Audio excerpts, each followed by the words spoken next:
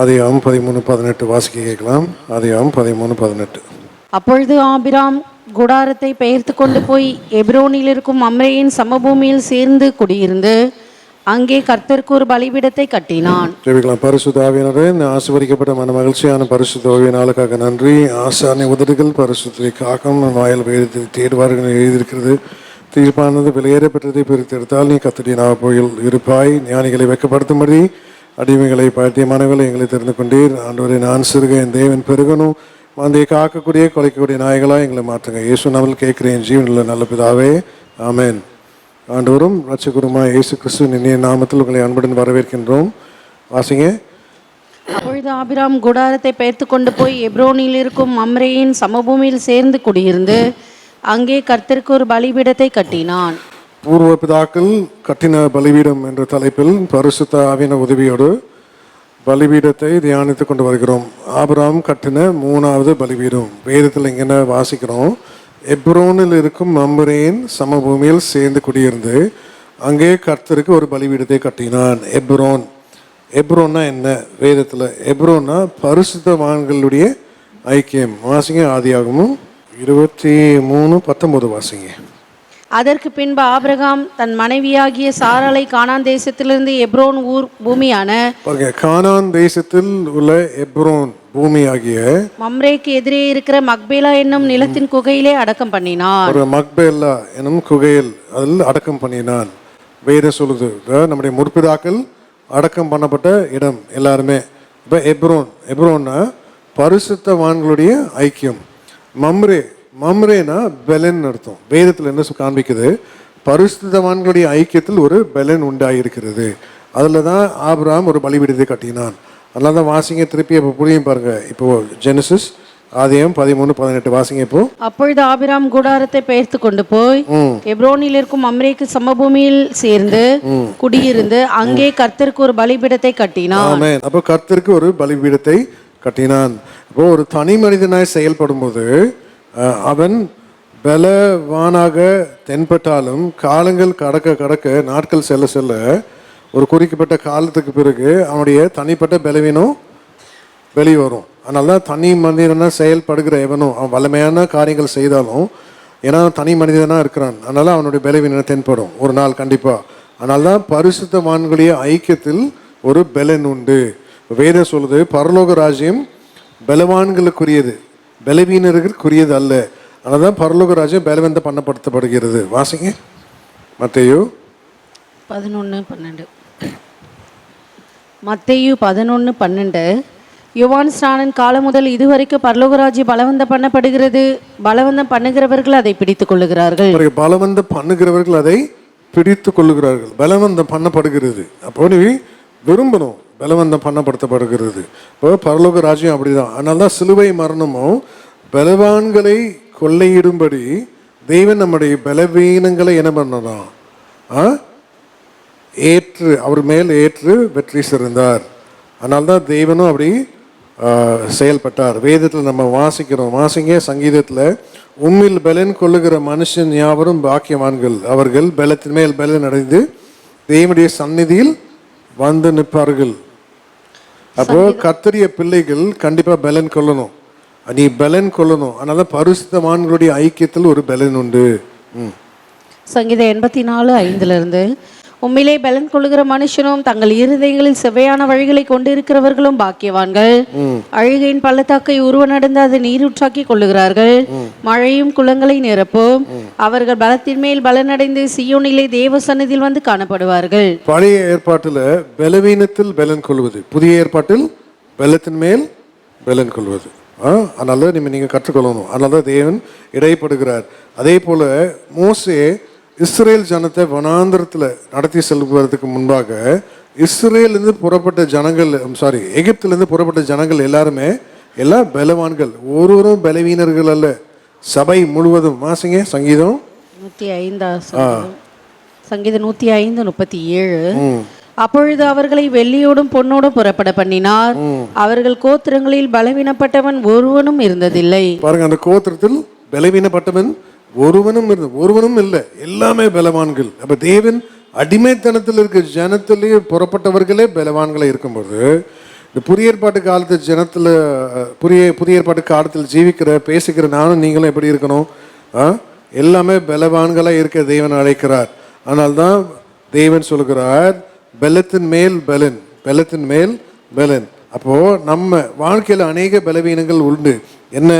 மனதில் ஒரு பலவீனம் உண்டு, மனசாட்சியில் ஒரு பலவீனம் உண்டு, ஆவியில் ஒரு பலவீனம் உண்டு, சரீரத்தில் ஒரு பலவீனம் உண்டு, அப்புறம் விசுவாசத்தில் ஒரு பலவீனம் உண்டு.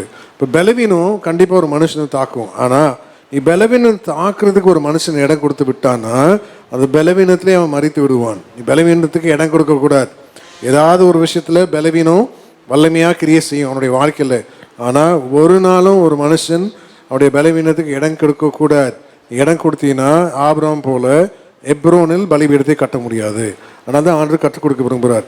அப்போது தேவன் இடைப்படுகிறது என்னன்னா, இப்போ அதனால தான் தேவன் கேட்குறாரு, மதிக்கேடனே குருடனே எது முக்கியம்? காணிக்கையா, காணிக்கையை பரிசுத்தமாக்குற பலிபீடமா? காணிக்கை முக்கியமா, பலிபீடம் முக்கியமா? வாசிங்க. மத்தேயு 23:19. மதிகேடரே குருடரே எது முக்கியம்? காணிக்கையோ, காணிக்கையை பரிசுத்தமாக்குகிற பலிபீடமோ? காணிக்கையா, காணிக்கையை பரிசுத்தமாக்குகிற பலிபீடமா? அப்போ புதிய ஏற்பாட்டில் காணிக்கை நம்ம தான், பலிபீடமும் நம்ம தான். அப்போ நீ பலிபீடமா ஆகாத பட்சத்தில் தேவன் ஒரு நாளும் உன் காணிக்கையை அங்கீகரிக்க மாட்டார். அப்படின்னா என்ன? மதிக்கேடனே குருடனே விசுவாசத்தை பற்றி கேட்குறாரு. என்ன கேட்குறாரு? உன் ஜீவியமா, உன் காணிக்கையா? இந்த காலவேளையில் இப்போ ஊழியக்காரங்களை எங்களை பார்த்து என்ன கேட்பாரு? மதிக்கேடனே குருடனே ஊழியமா, தேவன் உன் ஜீவியமா? அப்போ எது முக்கியம்? பலிபீடம் கட்டாத பட்சத்தில் தேவன் எப்படி நம்முடைய காணிக்கையை அங்கீகரிப்பார்? அதனால தான் நம்ம கற்றுக்கொள்ளணும். தேவனுடைய ஆலயத்தில் நாட்டப்பட்டவர்கள் அவருடைய பிரகாரங்களில் செழித்திருப்பார்கள். தேவனுடைய ஆலயத்தில் நாட்டப்பட்டவர்கள். இப்போ எங்கே நாட்டப்பட்டிருக்கணும்? நம்ம வாசிங்க. ஆலயத்தில் நாட்டப்பட்டிருக்கணும். அப்படி என்ன? பிரகாரத்தில் செழுமை. பிரகாரம்னா என்ன? பிரகாரம் தான் பலி செலுத்தும் இடம். அதில் தான் ஒரு செழுமை உண்டு. அப்படின்னா என்ன? அடிக்கப்பட, துன்பப்பட, துயரத்துக்கு, பாடுகளுக்கு நீ ஒப்பு கொடுக்கணும். அதான் ஃபஸ்ட்டு பிரகாரம். பிரகாரத்தில் தான் செழுமை. நீ தேவனுக்காக நான் பாடு சகிக்க மாட்டேன், இவைகளை நான் கடந்து வர மாட்டேன், இவைகளெல்லாம் ஆண்டவர் எனக்கு செஞ்சாதான் நான் தேவனுக்காக வல்லமையாக அனுப்பேன் அப்படின்னு சொல்லக்கூடாது. இப்போ பிரகாரத்தில் தான் செழுமை. இங்கே செழுமை கிடையாது. எங்கே? பிரகாரத்தில். நாங்களாம் பிரகாரத்தில் இருந்து அடித்து உரிச்சு, தேவன் எங்களை தோலை உரிச்சு, பள்ளத்தாக்கன் வழியில் நடந்து வந்து இவைகளெல்லாம் வந்த பிறகு தான் நாங்கள் நிற்கிற இடத்துல நீங்கள் வர முடியாது. வாசிங்க. சங்கீதம் 92:13. கர்த்தருடைய ஆலயத்திலே நாட்டப்பட்டவர்கள் எங்கள் தேவனுடைய பிரகாரங்களில் செழித்திருப்பார்கள். ஆலயத்திலங்க பிரகாரம். அப்போ விசுவாசி இருக்கிற இடம் என்ன? பிரகாரம். வேதம் சொல்லுது, நான் பெற்ற அபிஷேகமே என்னை வழி நடத்தும். வாசிங்க. நீ பெற்ற அபிஷேகம் உன்னை வழி நடத்தும். எங்கே வழி நடத்தும்? எங்களுக்கு கற்றுக் கொடுக்காததா தேவன் உங்களுக்கு கற்றுக் கொடுக்க போறாரு? அப்போ நீங்கள் என்ன பண்ணணும்? நோட்ஸ் எடுக்கணும். என்ன நோட்ஸ் எடுக்கணும்? நாங்கள் சொல்கிறது நோட்ஸ் எடுக்கணும். நீங்கள் எங்களுக்கு மார்க் போட்டு இங்கே பண்ணக்கூடாது. பாஸ்டர் இன்றைக்கி எவ்வளோ சூடாக இருக்காரு, இன்றைக்கி எவ்வளோ சாந்தமாக இருக்காரு, பாஸ்டர் வந்து இன்றைக்கி எப்படி பேசுகிறாரு, இதுக்கு சரியா, எப்படி பேசிக்கலாமா? அப்படி கிடையாது. விளங்குதா? நீ பெற்ற அபிஷேகம் உன்னை வழி நடத்துனா நீ பிரகாரத்தில் இருக்க. நீ பரிசுத்த ஸ்தலத்துக்கு ஏறி வர முடியுமா? முடியாது. ஒரு நாளும் முடியாது. தேவன் இடைப்படுகிறார். நீங்கள் அதனால தான் நல்லா கற்றுக்கொள்ளணும். வாசிங்க. 1 யோவான் 2:27. நீங்கள் அவராலே பெற்ற அபிஷேகம் உங்களில் நிலைத்திருக்கிறது, ஒருவரும் உங்களுக்கு போதிக்க வேண்டுவதில்லை. அந்த அபிஷேக சகலத்தை குறித்து உங்களுக்கு போதிக்கிறது. அது சத்தியமாய் இருக்கிறது, பொய்யல்ல. அது உங்களுக்கு போதித்தபடியே அவரில் நிலைத்திருப்பீர்களாக. ஆமென். அப்போ தேவன் இடைப்படுகிறார். பிரகாரத்தில் நாட்டப்பட்டவர்கள். பிரகாரம் பலி செலுத்தும் இடம். பிரகாரத்தை தான் பலி செலுத்துவாங்க. அப்போ மதிக்கேடனே குருடனே காணிக்கையா, காணிக்கையை பரிசுத்தமாக்குற பலிபீடமா? பலிபீடம் கட்டணும். எல்லா ஒரு மனுஷனுடைய வாழ்க்கையில் நீ பலிபீடமாக மாறும்போது தான் தேவன் உன் காணிக்கையை அங்கீகரிக்கிறார். தேவன் உன் ஊழியத்தை அங்கீகரிக்கிறார். தேவன் இந்த இடைப்பட்ட காலங்களில் எதை தேவனுக்கு பிரியமாக செய்ய விரும்பினாலும் தேவன் அங்கீகரிக்கிறதுக்கு ஒரு பலிபீடம் தேவை. விளங்குதா?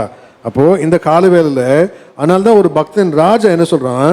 அபிஷேகம் பண்ணப்பட்டன்னா இன்னும் செரியாவின் குமாரன் இந்த மனுஷன் என்னுடைய பலத்துக்கு மிஞ்சி இருக்கிறாங்க. யாரு? அபிஷேகம் பண்ணப்பட்ட ராஜா சொல்கிறான். பாருங்க எவ்வளோ வெக்கக்கேடு, அசிங்கமாக இல்லை?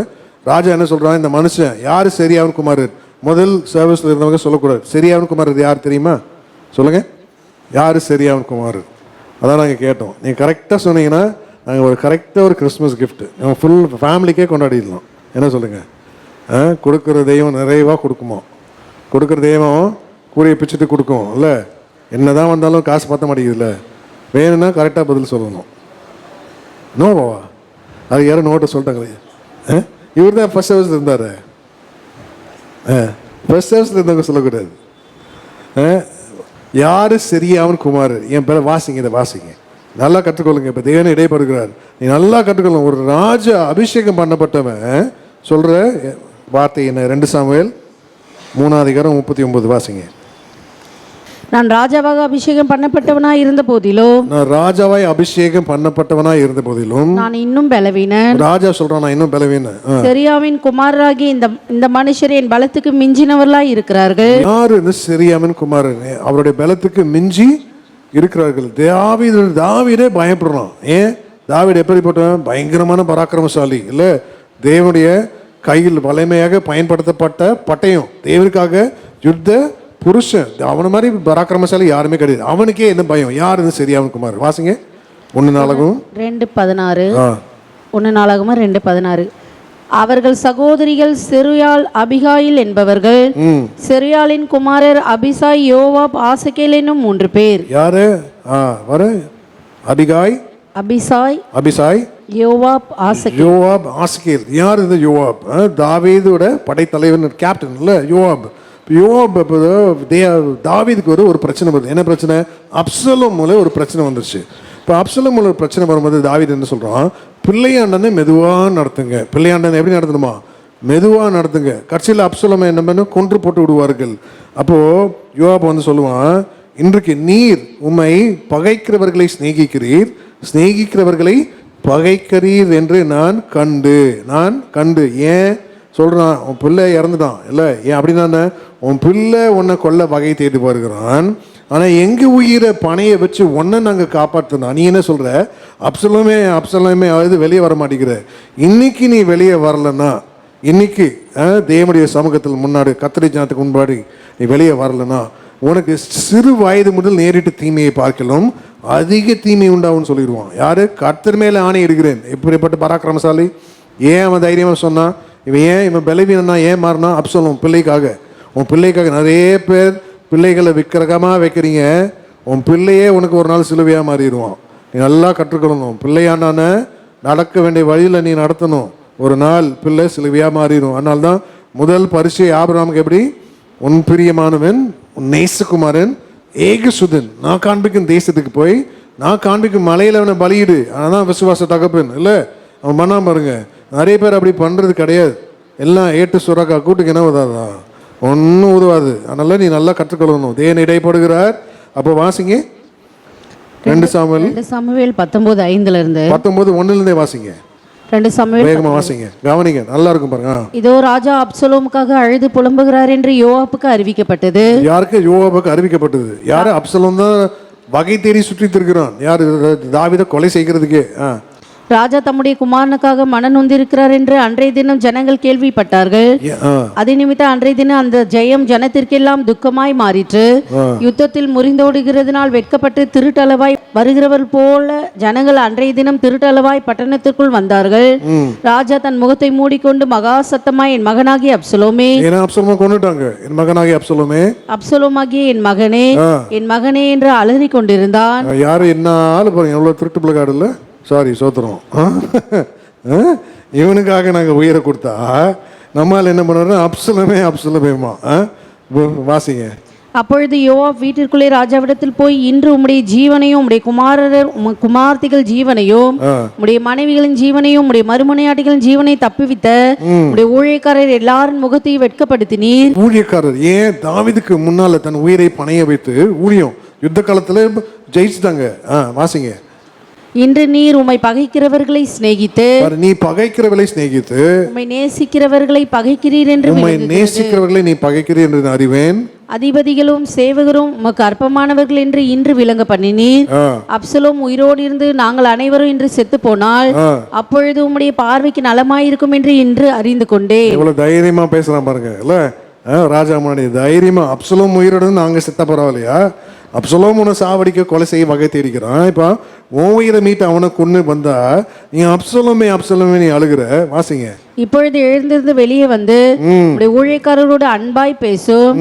நீர் வெளியே வராதிருந்தால் இன்று இரவு ஒருவரும் உம்மோடு தங்கி இருப்பதில்லை என்று கர்த்தர் மேல் ஆணையிடுகிறேன். எப்படி சொன்னா பாருங்க, கர்த்தர் மேல் ஆணையிடுகிறேன். அப்பொழுது உம்முடைய சிறு வயது முதல் உன் சிறு வயது முதல் இதுவரைக்கும் உமக்கு நேரிட்ட எல்லா தீமையை பார்க்கிலும் இதுவரைக்கும் உனக்கு நேரிட்ட எல்லா தீமையை பார்க்கிலும் அது உமக்கு அதிக தீமையா இருக்கும் என்றான். பாருங்க, அதிக தீமை. இவன் தான் யாரு? தாவீதோடு பலசாலி, செரியாவின் குமாரரின் பலத்துக்கு மிஞ்சி இருக்கிறார்கள். ஏன் இந்த கால வேளையில? அப்ப ஏன் உன் பலவீனம் எங்க வருது? ஃபர்ஸ்ட் முதல்ல உன் பலவீனம் ஃபர்ஸ்ட் எங்கே? உன் பிள்ளையாண்டாம இல்லை. உன் பிள்ளையாண்டன ஒரு தேவன் ஒரு தராசு வைக்கும்போது உன் பிள்ளையை நீ தேவனை காட்டி நீ நேசிக்க கூடாது. அந்த பிள்ளை ஒரு காலத்தில் உனக்கு சிலுவையா மாறிடும். அநேக சபையில் அநேக ஊழியத்துக்கு நாங்கள் போகிறோம், அநேக பேர் சாட்சி கொடுக்குறாங்க, என்ன என் பிள்ளை என்ன நேசிக்கிறது இல்லை, கல்யாணம் பண்ணால் என் பிள்ளை என்ன விசாரிக்கிறது இல்லை, வயசான காலத்தில் பிள்ளை என்னை எங்கே சேர்த்துட்டான்? வயோதிபர் இல்லத்தில் சேர்த்து விட்டான், என் பிள்ளை வெளிநாட்டுக்கு போயிட்டான், என்னை விசாரிக்கிறதே இல்லை. ஏன் இதெல்லாம் தேவையா? பிள்ளை விக்கிரகமாக வச்சு உன் பிள்ளையை எவ்வளோ நேசிக்கணும் நீ? அதனால தான் தேவன் சொல்லுவோம், தராசு வைக்கும்போது உன் பிள்ளையை நீ அவ்வளோதான் நேசிக்கணும். இல்லை உன் பிள்ளையை பாருங்க, அதனால தான் தேவாவேதி சொல்கிறான் பாருங்க. அப்போ பலவான், அதனால தான் தேவன் சொல்லுகிறார், பரிசுத்தவான்கள் ஐக்கியத்தில் ஒரு பலன் உண்டு, நீ பலப்பட்டும். அப்போ பலவீனம் என்று ஒரு சக்தி உன்னோடு போராடி மேற்கொள்ளும்போது நீ என்ன பண்ணுவ? பாளையத்தில் பின்னால் வர பாளையத்தில் பின்னால் வந்தவங்கெல்லாம் வெட்டிட்டான். யார் வெட்டினா சொல்லுங்க? பலவீனமாக பாளையத்துக்கு பின்னால் வந்தாங்க. யார்? இஸ்ரேல் ஜனம். பாளையத்துக்கு பின்னாங்க பலவீனப்பட்டவர்கள்லாம் பாளையத்துக்கு பின்னால் வராங்க. பாளையத்துக்கு பின்னால் வந்தவன் வெட்டினவன் யார்? பாளையத்துக்கு பின்னால் வந்தவன் அமலேக்கு ஒன்றா ஒருத்தனா வெட்டிட்டான். அப்போ பலவீனத்துக்கு நம்ம இடமே கொடுக்கக்கூடாது. பலவீனத்துக்கு இடம் கொடுக்குற பட்சத்தில் அமலேக்கை வெட்டி விடுவான். உபாகமம் 25 உபாகமம் 25:17 18 வாசிங்க. நீ இளைத்து விடாய்த்திருக்கையில் பின்வருகிற உன் பாளையத்துள்ள பலவினரையெல்லாம் வெட்டினான் என்பதை நினைத்திரு. பாருங்க, நீ இளைத்து விடாய்த்திருக்கையில் பாளையத்தில் பின்னால் வருகிற எல்லாத்தையும் இளைத்து விடாய்த்திருக்கையில் என்ன? உன் ஆவிக்குரிய வாழ்க்கையில் நீ பலவீனம் வரும். ஆனால் நீ இளைத்து விடாய்த்திருக்கையில் நீ பலவீனம் வரும். பலவீனத்துக்கு நீ இடமே கொடுக்கக்கூடாது. நல்லா கற்றுக்கொள்ளுங்க. இப்போ இன்னொரு சப்ஜெக்ட் மாற்றி சொல்லிக்கிட்டே போகிறேன். எல்லாம் கற்றுக்கொள்ளுங்க. தேவன் இடைப்படுகிறார்.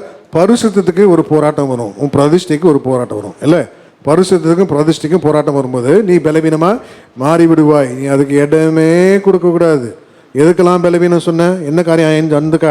சொன்ன சொல்லுங்க. 5 காரியம் எதுக்கெல்லாம் பலவீனம் ஒரு மனுஷனுக்கு சொல்லுங்க. மனதில் போராட்டம் வரும், பலவீனம். அப்புறம் வேற என்ன வரும் சொல்லுங்க? மனதில் பலவீனம், அப்புறம் மனசாட்சியில் பலவீனம், அப்புறம் ஆவியில் பலவீனம், அப்புறம் சரீரத்தில் பலவீனம், அப்புறம் விசுவாசத்தில் பலவீனம். இவெல்லாம் பலவீனம். அப்போ பலவீனம் உன்னை தாக்குறதுக்கு முன்பாக நீ உன்னையும் ஆயத்தமாக்கும். அப்போ பரிசுத்தத்துக்கு ஒரு போராட்டம் வரும், பிரதிஷ்டைக்கும் ஒரு போராட்டம். இப்போ தெரியலா என்ன சொல்றா? உன்னுடைய மகாபலன் எங்கிருந்து வந்தது? நீ எப்படி இப்படி இருக்க? சிங்கத்தின் வாயை கிழிக்க உனக்கு எங்கிருந்து பலன் வந்துச்சு? 1000 பேரை ஒரு கழுதை தாடை எலும்பு எடுத்து முதி அடிக்கிறதுக்கு உனக்கு எங்கேருந்து பலன் வந்துச்சு? இந்த கட்டுகளை அக்னியே போல அறுத்து எரிய உனக்கு எங்கே பலன் கிடைத்தது? அப்போது கோட்டை தாழ்பாடுகளை முறித்து உடைத்து எடுப்பதுக்கு உனக்கு எங்கே பலன் கிடைச்சது? அவ கேட்குறப்ப மகாபலன் எங்கே இருந்து வந்தது? வாசிங்க. நியாயாதிபதிகள் 16:5 அவளிடத்துக்கு பெலிஸ்தரின் அதிபதிகள் போய், நீ அவனை நயம் பண்ணி அவனுடைய மகாபலம் எதினால் உண்டாயிருக்கிறது என்றோ, நாங்கள் அவனை கட்டி சிறுமைப்படுத்துகிறதற்கு எதினால் அவனை மேற்கொள்ளலாம் என்றும் அறிந்து கொள்.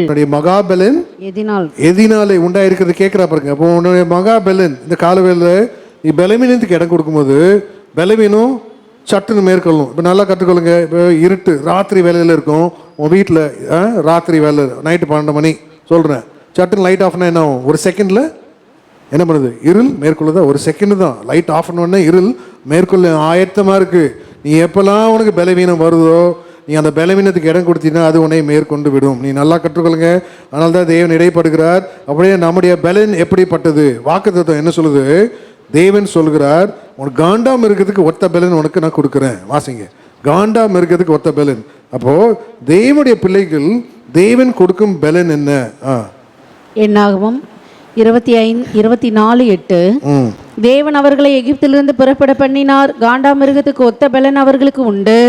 அவர்கள் தங்கள் சத்துருக்களாகிய ஜாதிகளை பட்சித்து அவர்கள் எலும்புகளை நொறுக்கி அவர்களை தங்கள் அம்புகளாலே எய்வார்கள். சத்ரு ஜாதி அம்பு எல்லாம் பெரிய பெரிய பிரசங்கம் இல்லை, நல்லா இருக்கு கேட்கறதுக்கு. ஆனால் தேவன் நம்ம பலிபீடத்தை பார்க்குறோம். இப்போ ஏன் எவ்வளோ கனெக்ஷன் இருக்கு பாருங்க. நீ பலன் கொள்ளும் போது இப்போ தேவன் இடைப்படுகிறார். அப்போது இந்த கால வேளையில் தேவன் சொல்கிறார் காண்டாம் இருக்கிறதுக்கு ஒத்த பலன். சிம்சோனுடைய கண்களை பிடிந்து வேடிக்கையாக மாற்றி விட்டார்கள். இல்லை, சிம்சன் கண்ணை பிடிங்கிட்டாங்க. கண்ணை பிடிங்கினா என்ன, ஃபியூஸ் போன பல்பு மாதிரி, ஒன்றுமே பண்ண முடியாது. இப்போ ஃபியூஸ் போன பல்பு. ஆனால் சிம்சனை கொண்டு போய் 2-3 நாள் ஒரு இடத்துல வச்சுட்டாங்க. இடைப்பட்ட நாட்களில் சிம்சன் என்ன பண்ணுறான், நீ பலவீனம் வரும்போது சிம்சன் என்ன பண்ணான் சொல்லுங்க, அழுது அழுது அழுது ஒரே ஜெபந்தான்.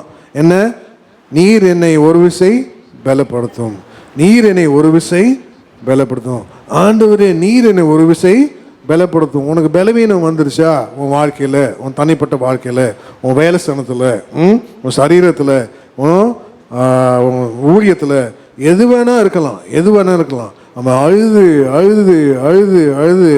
அப்போ தான் நான் காரில் போயிட்டு இருக்கும்போது ஒரு பாட்டு கேட்டேன். உடைக்கப்படுகிறது தேவனுடைய சித்தமானால் அழுகிறதும் தேவனுடைய சித்தம். அப்போ உன் அழுகெல்லாம் ஆசீர்வாத மழையாக மாறும். உன் கண்ணீரெல்லாம் ஆனந்த பனித்துளிகளை தேவன் மாற்றி விடுகிறார். பின்னால் ஒரு ஆசீர்வாதம் உண்டு. இவ்வளோ அழுகைக்கும் இவ்வளோ கண்ணீருக்கும் தேவன் உடைக்கிறார். எவ்வளோ தேவன் உடைக்கிறார், எவ்வளோதான் உடைக்க முடியும். அதாவது என் பிதா நாட்டப்படாத செடி எதுவோ அது பிடுங்கப்படும். என் பிதா எவர்களை வாசிங்க அது சொல்றாரு பாருங்க. அதிக கனி கொடுக்கும்படி அவர் என்ன பண்றாரா, சுத்தம் செய்கிறார். அப்பப்போ சுத்தம் செய்யும் போதெல்லாம் அப்பப்போ ஒரு கட் பண்றாரு, அப்பப்போ ஒரு வலி, அப்பப்போ எப்போ எவ்வளவு உடைக்கிறாரு பாருங்க. வாசிங்க வேகமா. யோவான் 15:2 என்னில் கனி கொடாதிருக்கிற கொடி எதுவோ அதை அவர் அறுத்து போடுகிறார், கனி கொடுக்கிற கொடி எதுவோ அது அதிக கனிகளை கொடுக்கும்படி அதை சுத்தம் பண்ணுகிறார். அப்போ தேவன் சொல்லுகிறார் இந்த காலவேளையில் அவன் பண்ண ஒரே ஜெபம், தேவன் ஆண்டவனே என்ன பலப்படுத்தும், ஆண்டவனே என்ன பலப்படுத்தும். அழுது அழுது அழுது ஜெபிக்கிறான், ஆண்டவனே என்ன பலப்படுத்தும், ஆண்டவனே என்ன பலப்படுத்தும். அப்போது அவன் என்ன பண்ணுறான், திரும்பி அந்த பிரதிஷ்டையை புதுப்பிக்கிறான். என்ன பண்ணுறான், அதே முழங்கால், அதே அபிஷேகம், அதே கையெடுப்பு, அதே கண்ணீரின் ஆவி, அதே அந்த என்னது வியாகுலத்தின் ஆவி, அதே தேவனுக்காக ஒரு பக்தி வைராக்கியம், அதே ஒரு வெறி தேவனுக்காக. அவன் என்ன, ஆண்டவர் இந்த ஒரு விஷயனை பலப்படுத்தும். எதுக்காக, வாழ்கிறதுக்கா, சாகிறதுக்கு. வேறு சொல்லுது, கிறிஸ்து எனக்கு ஜீவன், சாவு எனக்கு ஆதாயம். நீ சாவுக்கு ஆயத்தம் ஆகிட்டியா, தேவன் உனக்கு ஜீவனை கொடுப்பார். அல்லேலூயா. தேவன் ஒரு நாளும் கைவிடுவான். ஜெபமே, ஆண்டவரே என்னை ஒரு விசை பலப்படுத்தும், என்னை ஒரு விசை பலப்படுத்தும், ஒரு விசை பலப்படுத்தும் சொன்ன நான் என்ன பண்ணேன், அவன் தலையில் உள்ள முடி முளைக்க தொடங்கியது. அப்புறம் பிரதிஷ்டை, நீ உன் பிரதிஷ்டையை புதுப்பிக்கணும். இந்த புது வருஷத்தில் பிரதிஷ்டையை ஒவ்வொரு எல்லா மனுஷனுக்கும் நீங்கள் நல்லா கற்றுக்கொள்ளுங்க. எல்லா மனுஷனுக்கும் ஒரு இடத்துல வாழ்க்கை என்பது அக்னி போர்க்களமா ஒருத்தன் எழுதியிருக்கான். வாழ்க்கை என்பது அக்னி போர்க்களம். என்ன அழகாக எழுதியிருக்கான். வாழ்க்கையே அக்னி தான். அது உலகத்தானுக்கு, நமக்கு சொல்லுங்க ஒரு அக்னி இல்லை, 7 மடங்கு அக்னி.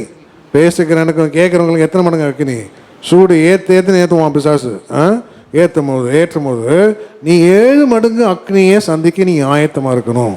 அப்போது உன் சத்ரு பெருக பெருக உன் பந்தி அளவும் தேவன் பெருக வைப்பார். நல்லா நீ கற்றுக்கொள்ளணும். வாசிங்க. நியாயாதிபதிகள் 16:22 அவன் தலைமையில் சிரைக்கப்பட்ட பின்பு திரும்பவும் முளைக்க தொடங்கிற்று. ஆமேன். அப்போ அந்த சின்ன பையனை கொண்டு போய் அவன் என்ன சொல்றான், அவன் சின்ன பையன் சொல்றான், நடத்தி வருகிறான். சிம்சன் இங்க வா, அவனுக்கு கண்ணு தெரியல, இங்க காலத்துக்கு இங்க படி இருக்கு, இங்க வா, அங்க போகலாம். ஒண்ணுமே இல்லை. சிம்சன் என்ன சொன்னான், தூண் எங்க இருக்குன்னு கேட்டான். தூண் எங்க இருக்கு, 2 தூண்கள் மத்தியில் கொண்டு போய் நிப்பாட்டு. தூண் எங்க. அவன் தொட்டவனே உணர்வு வந்துருச்சு. என்ன வந்துச்சு, என்ன சரீரத்தில் ஒரு பலன் வந்துருச்சு. சரீரத்தில் என்ன வந்துச்சான், ஒரு பலன் வருகிறதை உணர்ந்தான். உணர்வு வந்த உடனே ஒன்றுமே பண்ணல. ஆண்டவனே என்னை இந்த ஒரு விஷயம் என்னை பலப்படுத்தும். அவன் என்ன பண்ண, வாசிங்க. சிம்சோன் உயிரோடு இருக்கும் காலமெல்லாம் அவன் மறிக்கின்ற காலத்தில் அதிக பேரை வீழ்த்திட்டானோ. பாருங்க எப்படிப்பட்ட பலன் பாருங்க. தேவனுக்காக ஒரு விஷயம் பலப்பட்டு வாழல, தேவனுக்காக வைராக்கியமாக சாக அவனை ஒப்பு கொடுத்து விட்டான். வாசிங்க. நியாயாதிபதிகள் 16:28 அப்பொழுது சிம்சோன் கர்த்தரை நோக்கி கூப்பிட்டு, கர்த்தராகிய ஆண்டவரே, நான் என் 2 கண்களுக்காக ஒரே தீர்வை பெலிஸ்தர் கையிலே பழிவாங்கும்படிக்கு இந்த ஒரு விசை மாத்திரம் என்னை நினைத்தருளும் தேவனே பலப்படுத்தும் என்று சொல்லி சிம்சோன் அந்த வீட்டை தாங்கி நிற்கிற 2 தூண்களில் ஒன்றை தன் வலது கையினாலோ மற்றொன்றை தன் இடது கையினாலோ பிடித்துக்கொண்டு ஜீவன் பெலிஸ்தரோடு கூட மடிய கடவுது என்று சொல்லி பலமாய் சாய்க்க அந்த வீடு அதில் இருந்த பிரபுக்கள் மேலும் எல்லா ஜனங்கள் மேலும் விழுந்தது. இவ்விதமாய் அவன் உயிரோடு இருக்கையில் அவனால் கொல்லப்பட்டவர்களை பார்க்கிலும் அவன் சாகும்போது அவனால் கொல்லப்பட்டவர்கள் அதிகமாய் இருந்தார்கள். எத்தனை பேர் அதிகமாய் இருந்தார்கள். அப்ப தேவன் இடைப்படுகிற அந்த காலவில் அப்போ தேவன் சொல்லுகிறார் அபிஷேகத்தின் காண்டாம் இருக்கத்துக்குரிய பலன் அபிஷேகத்தின் மூலமாய் வருகிறது. அதனால தான் பரிசுத்த ஆவி உங்களிடத்தில் வரும்போது நீங்கள் பலன் அடைந்து, பரிசுத்த ஆவி உங்களிடத்தில் வரும்போது நீங்கள் பலன் அடைந்து. வாசிங்க. இப்போ பரிசுத்த ஆவியில் யாரெல்லாம் இன்னைக்கு 1 மணி நேரம் ஜெபம் பண்ணா? பரிசுத்த ஆவியில் கையை தூக்குங்க. 1 மணி நேரம் யாரெல்லாம் ஜெபிச்சா? யாருமே ஜெபிக்கலையா? யாரெல்லாம் ஜெபிச்சா? 1 மணி நேரம் யாரெல்லாம் பரிசுத்த ஆவியில் ஜெபிச்சா? இந்த கால வேலையில் பாஸ்டமாக கை தூக்குறாங்க. இப்போ என்ன பண்ணணும்? தேவன் இடைப்படுகிறார். வாசிங்க. பரிசுத்த ஆவி உங்களிடத்தில் வரும்போது அப்போஸ்தலர் 1:8 பரிசுத்த ஆவி உங்களிடத்தில் வரும்போது நீங்கள் பலனடைந்து எருசலேமிலும் யூதேயா முழுவதிலும் சமாரியாவிலும். எருசலேம்னா சபை இல்லை, ஃபர்ஸ்ட் உன் சாட்சி சபையில் வெளிப்படணும். யூதேயா உன் சொந்தக்காரங்க மத்தியில், அப்புறம் சமரியா புறஜாதி சமரியா, அப்புறம் பூமியின் கடைசி பரியந்தமே, பூமியின் கடைசி பரியந்தம் உன் ஜீவியுடைய காலம் எல்லாம் நீ சாட்சியா வாழணும் என்று தேவன் கொடுக்கிறார். நீ பலன் அடையணும். எத்தனை மணி நேரம் பெந்தகோஸ்து சபைக்கு வரும்? நீ 1 மணி நேரம் கூட ஜெபிக்கலன்னா என்ன பிரயோஜனம்? பிள்ளைய நல்ல ஸ்கூலில் சேர்க்குறோம், நல்ல ஃபீஸு தான், சென்னையிலே நம்பர் 1 ஸ்கூலு தான். இப்போ எக்ஸாம் வருது, எப்போ பார்த்தாலும் 12, 8, 4, 6ன்னு பிள்ளை மார்க் எடுத்தால் என்ன பண்ண முடியும்? வாத்தியாட்ட என்னையா உயிரை கட்டி வேறு சிந்தி பிள்ளைக்கு ஃபீஸு கட்டுனேன். இப்போ வாத்தியார் என்ன சொல்லுவான்? உன் பிள்ளை மடியான இருந்தால் நான் என்னையா பண்ணுறது என்ன கேட்பான்? சொல்லுங்கள். கேட்க போனால் கேட்க மாட்டேன் தான். பெந்தகோஸ்து சபையில் வரவங்க 1 மணி நேரம் கூட ஜெபிக்கலன்னா எப்படி? நீ 1 மணி நேரமாவது நீ கண்ண மூடி. அதனால தான் பரிசுத்த ஆவி உங்களிடத்தில் வரும்போது நீங்கள் பலன் அடைந்து நீ பாட்டு கண்ண மூடி. ஆண்டவரே, என் குறைகள் குற்றங்கள் பலவீனம் அக்கிரமம் மீது இல்லை ஆற்றியும் மன்னியா, நீ என்னை பலப்படுத்தியுமே அல்லதரலாம் நக்கரபா சுருவி. அவ்வளோதான், அந்நிய பாஷை தான், வேறு பாஷையே வராது. வேறு எந்த பாஷை வரும்? நீ 1 மணி நேரம் ஜெபம் பண்ணி பாரு, தரிசனம் வருதா இல்லையான்னு பாரு, தேவன் இடைப்படுகிறான்னு பாரு, தேவன் நடக்க போகிற காரியத்தை, அதான் ஏசையால வரும்ல, வரும் காரியங்களை குறித்து என்னிடத்தில் கேளு, என் கரத்தின் கிரியை நீ கட்டளையிடு. வாசி. ஆண்டரை கேட்கிறல்ல, வரப்போறது தேவன் வெளிப்படுத்துகிறார். உனக்கு என்ன வெளிப்படுத்துகிறார்? உனக்கு என்ன ஆக போது உனக்கே தெரியல. நீ ஏன் சூனியத்துக்கு சூனியமா இருக்க? நீ அடுத்தவங்களை போய் எப்படி ஆதாயப்படுத்த முடியும்? சொல்லுங்க. எங்க சபையில ஒருத்தர் மறுச்சாரு, சாட்சி சொன்னாங்க. ஊழியக்காரர் சாட்சி சொல்றாரு. அந்த விசுவாசி சொன்னாரா எங்க பாஸ்டர் கிட்ட, என்ன சொன்னாரா? ஐயா, அடுத்த வாரம் இந்த தேதி நான் மறுச்சிருவேன் ஆண்டர் சொல்லிட்டாரோம், அதனால அடக்கத்தை ஆயத்த பண்ண. ஊழியக்காரரே அப்படி ஆடிட்டாரோம். கரெக்டாக அந்த தேதி மறுச்சிட்டாரு, அடக்கம். சரியான சாட்சி இல்லை? எப்படிப்பட்ட சாட்சி அது? அப்படி இருக்கணும், மாறணும். நீயும் வாசிங்க. 11 இஸ்ரவேலின் பரிசுத்தரும் அவனை உருவாக்கினவருமாகிய கர்த்தர் சொல்லுகிறதாவது, வருங்காரியங்களை என்னிடத்தில் கேளுங்கள், என் பிள்ளையை குறித்தும் என் கரங்களின் கிரியைகளை குறித்தும் எனக்கு கட்டளையிடுங்கள். தேவனே கேட்கிறார், நீ கேட்கணும், நீ ஜெபிக்கணும். ஜெபிக்காத பட்சத்தில் தேவன் என்ன செய்ய முடியும்? என்ன செய்யும்? உன் படிப்பு தேவையா? உன் அறிவு தேவையா? உன் அந்தஸ்து தேவையா? தேவன் என்ன தேய்கிறார்? ஆலயத்தின் அலங்காரம் என்ன? பரிசுத்தம் தான் ஆலயத்தின் அலங்காரம். நீ ஜெபிச்சாதானே பரிசுத்தம் வரும். நீ ஜெபிக்காத பட்சத்தில் தேவன் எப்படி இடைப்படுவார்? வரும் காரியங்களை குறித்து எப்படி தேவன் இடைப்படுவார்? எப்படி பேசுவார்? எப்படி உனக்கு பலன் கிடைக்கும்? அப்போது தேவன் சொல்கிறார், 2 கைதை வச்சு தடவுறான். அதனால தான் தேவன் சொல்கிறார், பலத்தினால் அல்ல, பராக்கிரமத்தின் அர்த்தம் அல்ல, தேவனுடைய ஆவினால் எல்லாம் கூடும். தேவனுடைய ஆவியினால் எல்லாம் கூடும். பரிசுத்த ஆவியில் ஜெபம். நீ பாட்டு ஜெபிக்கணும். நான் நேற்று அதான் சொன்ன மாதிரி நேற்று மட்டும் நான் ஒரு 4 மணி நேரம் மேலே ஜெபம் பண்ணியிருப்பேன்.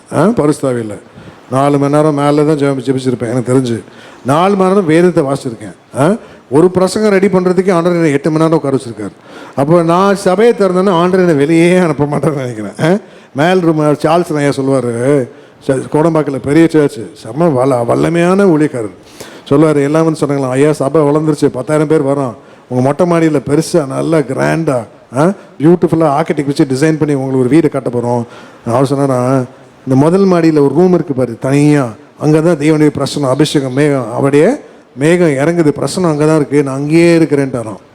சொல்லுங்களா? அவர் என்ன சொன்னார்? அங்கேயே 4 மணிக்கு சர்வீஸுக்கு 5 மணிக்கு சர்வீஸ் ஆகும், 4 மணிக்கு எழுந்தால் போதாதான் டாக்டர் கேட்டதான். அவர் சொன்னார் கரெக்டு தான், ஆனால் ஆண்டர் என்ன 1 மணிக்கே எழுப்பிடுறானோ. அல்லையா?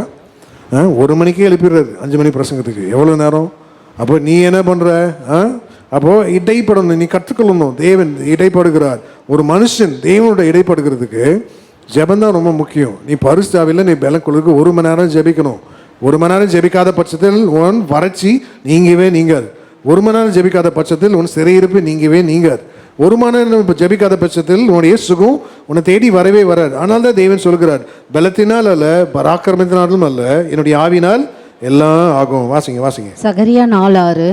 அப்பொழுது அவர் செருபாபேலுக்கு சொல்லப்படுகிற கர்த்தருடைய வார்த்தை என்னவென்றால், பலத்தினாலும் அல்ல பராக்கிரமத்தினாலும் அல்ல, என்னுடைய ஆவியினாலே ஆகும் என்று சேனைகளின் கர்த்தர் சொல்லுகிறார். ஆமென். அப்ப தேவன் சொல்லுகிறார், உன் பலம் என்ன, உன்னுடைய அறிக்கை என்ன? உன்னுடைய அறிக்கை என்ன? இப்போ ஒரு பக்தன் சொல்கிறான், பாவத்தினால் என் பலன் என்ன பண்ணுச்சான்? குறுகி போய் காணப்படுகிறேன் ஆண்டவரே, இவர்களை எதிர்த்து நிற்க எனக்கு பலன் இல்லை, இவர்களை சந்திக்க எனக்கு பலன் இல்லை. ஒரு ராஜா சொல்றான் பாருங்க. வாசிங்க 2 நாளாகவும் 20ஆம் அதிகாரம் 12ஆம் வசனம் வாசிங்க. ஒரு ராஜா அறிக்கை சொல்ற பாருங்க, எதிராளியை கூட்டத்துக்கு முன்பாக நிற்க எனக்கு பலன் இல்லை. 2 நாளாகமும் 20:12. எங்கள் தேவனே, அவர்களை நீ நியாயத்திற்க மாட்டீரோ? எங்களுக்கு விரோதமாக வந்த இந்த ஏராளமான கூட்டத்திற்கு முன்பாக நிற்க எங்களுக்கு பலன் இல்லை. நாங்கள் செய்ய வேண்டியது இன்னதென்று எங்களுக்கு தெரியவில்லை. போதும். அப்ப லேவியராகமம் 26:37 வாசிங்க. உன் சத்துருக்களுக்கு முன்பாக நிற்க உனக்கு பலன் இல்லை. ஏன் உனக்கு பலன் இல்லை? ஏன்? நீ ஜெபிக்காத பட்சத்தில் எப்படி உனக்கு பலன் வரும்? நீ தேவனுக்காக நீ பலன் கொள்ளணும்னா இந்த காலவேளையில், இந்த புதிய மாதம், அந்த புதிய வருஷத்துக்குள்ள போகிறோம், நீ கண்டிப்பாக நீ 1 மணி நேரம் ஜெபிக்க கற்றுக்கொள்ளணும். நல்லா கற்றுக்கொள்ளுங்க, நீ கற்றுக்கொள்ளணும். அதனால தான் தேவன் சொல்ற, உன் அறை வீட்டை போய் நீ என்ன பண்ணு, பூட்டு. நீ பாட்டு கண்ணமடி அந்நிய பாஷையில் ஜெபி. அந்நிய பாஷை இல்லையா, நீ பாட்டு கண்ணமடி சோத்திரம் சோத்திரம் சோத்திரம் சோத்திரம் சோத்திரம் சோத்திரம். காலையில் எழுந்து முழங்கால போட்டு நான் 2000 சோத்திரம் சொல்லிட்டு வந்தேன். நீங்கள் எத்தனை சோத்திரம் சொன்னீங்க? ஆண்டு சொன்னார், இவங்களெல்லாம் எனக்கெல்லாம் ட்ரைனிங் பண்ணாங்க. என்ன பண்ணாங்க? 3 மணி நேரம் ஜெபிக்காதவன் புல்பிட்லேயே ஏறாதுன்றார். அப்போ சபையை பற்றி ஒருத்தன் பேச வரான். இப்போ நானும் பாஸ்டரும் இருக்கோம். பாஸ்டர்கிட்ட ஒருத்தர் பேச ஆலோசனை வராரு. என்ன சொல்கிறாரு? ஒரு வல்லமையான ஒழிக்கிறாரு, 3 மணி நேரம் ஜெபிக்காதவன் சபையை பற்றி பேசியே வராதுன்றார். அது நீ தொண்டனாக இருந்தாலும் சரி, நீ தலைவனாக இருந்தாலும் சரி, யாரும் என்கிட்ட பேச வரக்கூடாது. என்கிட்ட ஆலோசனை சொல்கிறவன் யாராக இருக்கணும்? நீ 3 மணி நேரம் ஜெபிச்சவனாக இருக்கணும். நீ பேசக்கூடாது, வாயை முடிக்கணும். ஆண்டது வாயை தச்சிடுவார். அதனால தான் தேவன் சொல்லுகிறார் இந்த காலவேளையில், வாசிங்க லேவியராகமம் 26. நீ பலன் இல்லாத பட்சத்தில் உன் சத்துருக்களை எதிர்கொள்ள நிற்க முடியாது. லேவியராகமம் 26:37. துரத்துவார் இல்லாமல் பட்டயத்துக்கு முன் விழுந்து போவது போல ஒருவர் மேல் ஒருவர் இடறி விழுவார்கள். உங்கள் சத்துருக்களுக்கு முன் நிற்க உங்களுக்கு பலன் இராது. அது எப்பொழுது உன் சத்துருக்கள் முன்பாக நிற்க பலன் இராது? நீ தேவனுடைய கற்பனைகளை கை கொள்ளாத பட்சத்தில் உன் சத்துருக்கள் முன்பாக நிற்க உனக்கு பலன் இராது. தேவனுடைய கற்பனையை நீ கை கொள்ளணும்.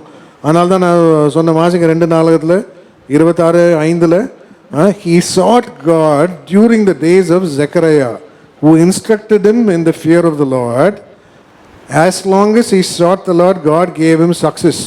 இங்கிலீஷில் நான் படித்து நான் பசங்க ஆசையாக வச்சுப்பேன். அப்போ நான் என்ன, தமிழில் வாசிங்க.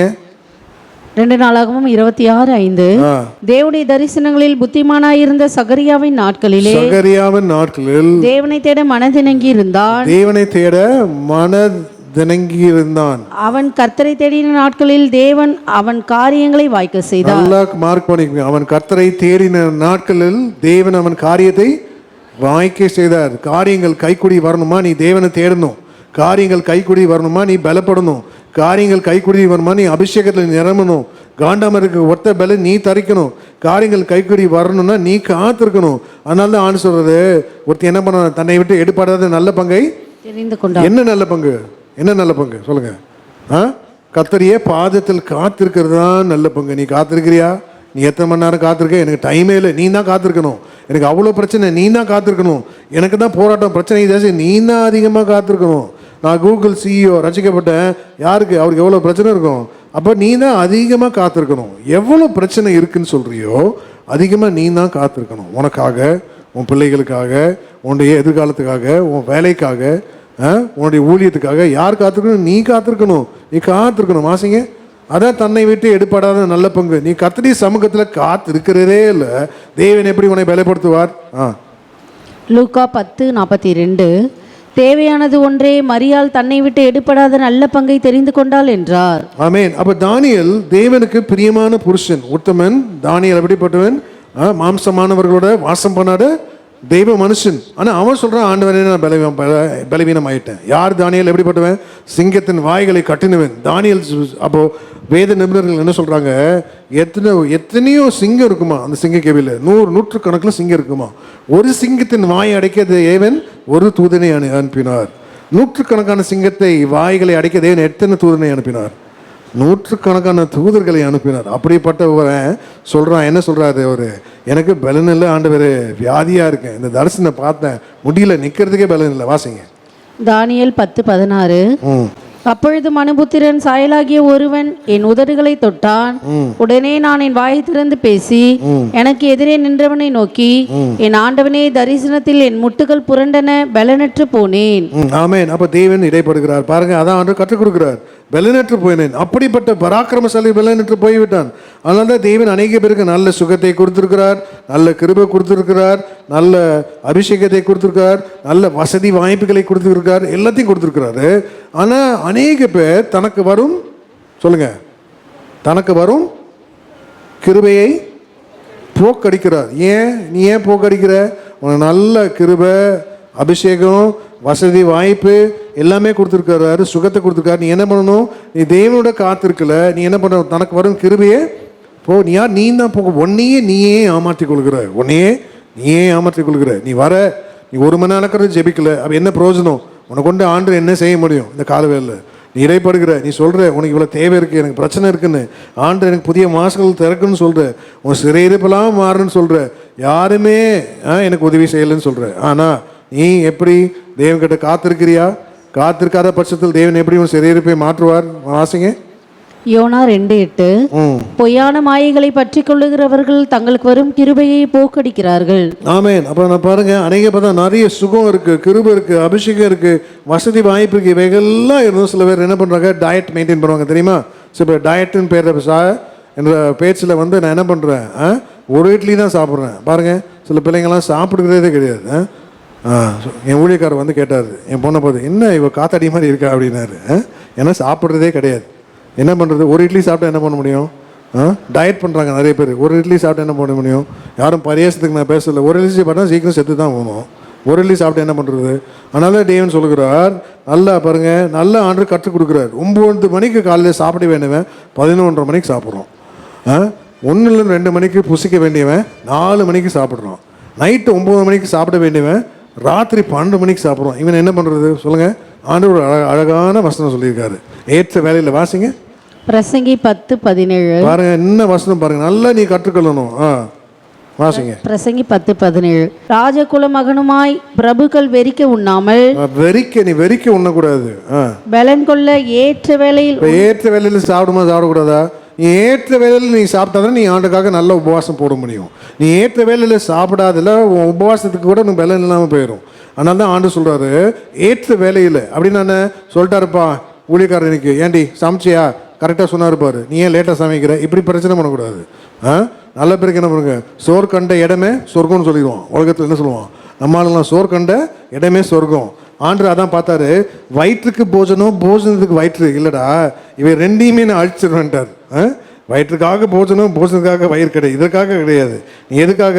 நம்மளுங்க இப்போ தான் நல்லா பிரசங்கம் பண்ண வச்சுப்போங்க, கேட்போம் என்னம்மான்னு, ஐயா நல்லா பிரசங்கம் பண்ணிங்க, அந்த கொட்டை எவ்வளோ பெருசு இருந்துச்சுன்னுவான். நான் பழத்தை பற்றி இவ்வளோ பேசியிருப்பேன், அவன் என்ன பண்ணுவான், கரெக்டாக கொட்டையை கொண்டு வந்து காப்பான். பழத்தை நம்மளுக்கு பிரசங்கத்தை விட்டுருவானுங்க, என்ன ஏற்ற வேலையில் புசிக்கணும்னு. இப்போ என்ன பண்ணுவாங்க, இப்போ ஏற்ற வேலையில் புசிக்கணும்னா ஓகே நிறைய சாப்பிட சொல்லிட்டாரு, பிடிச்சி வாட்டி எடுக்கிறது. பிரசங்கம் நல்லா போனால் பழத்தை காமிச்சா கொட்டை கொண்டு வந்து காமிக்கிறது.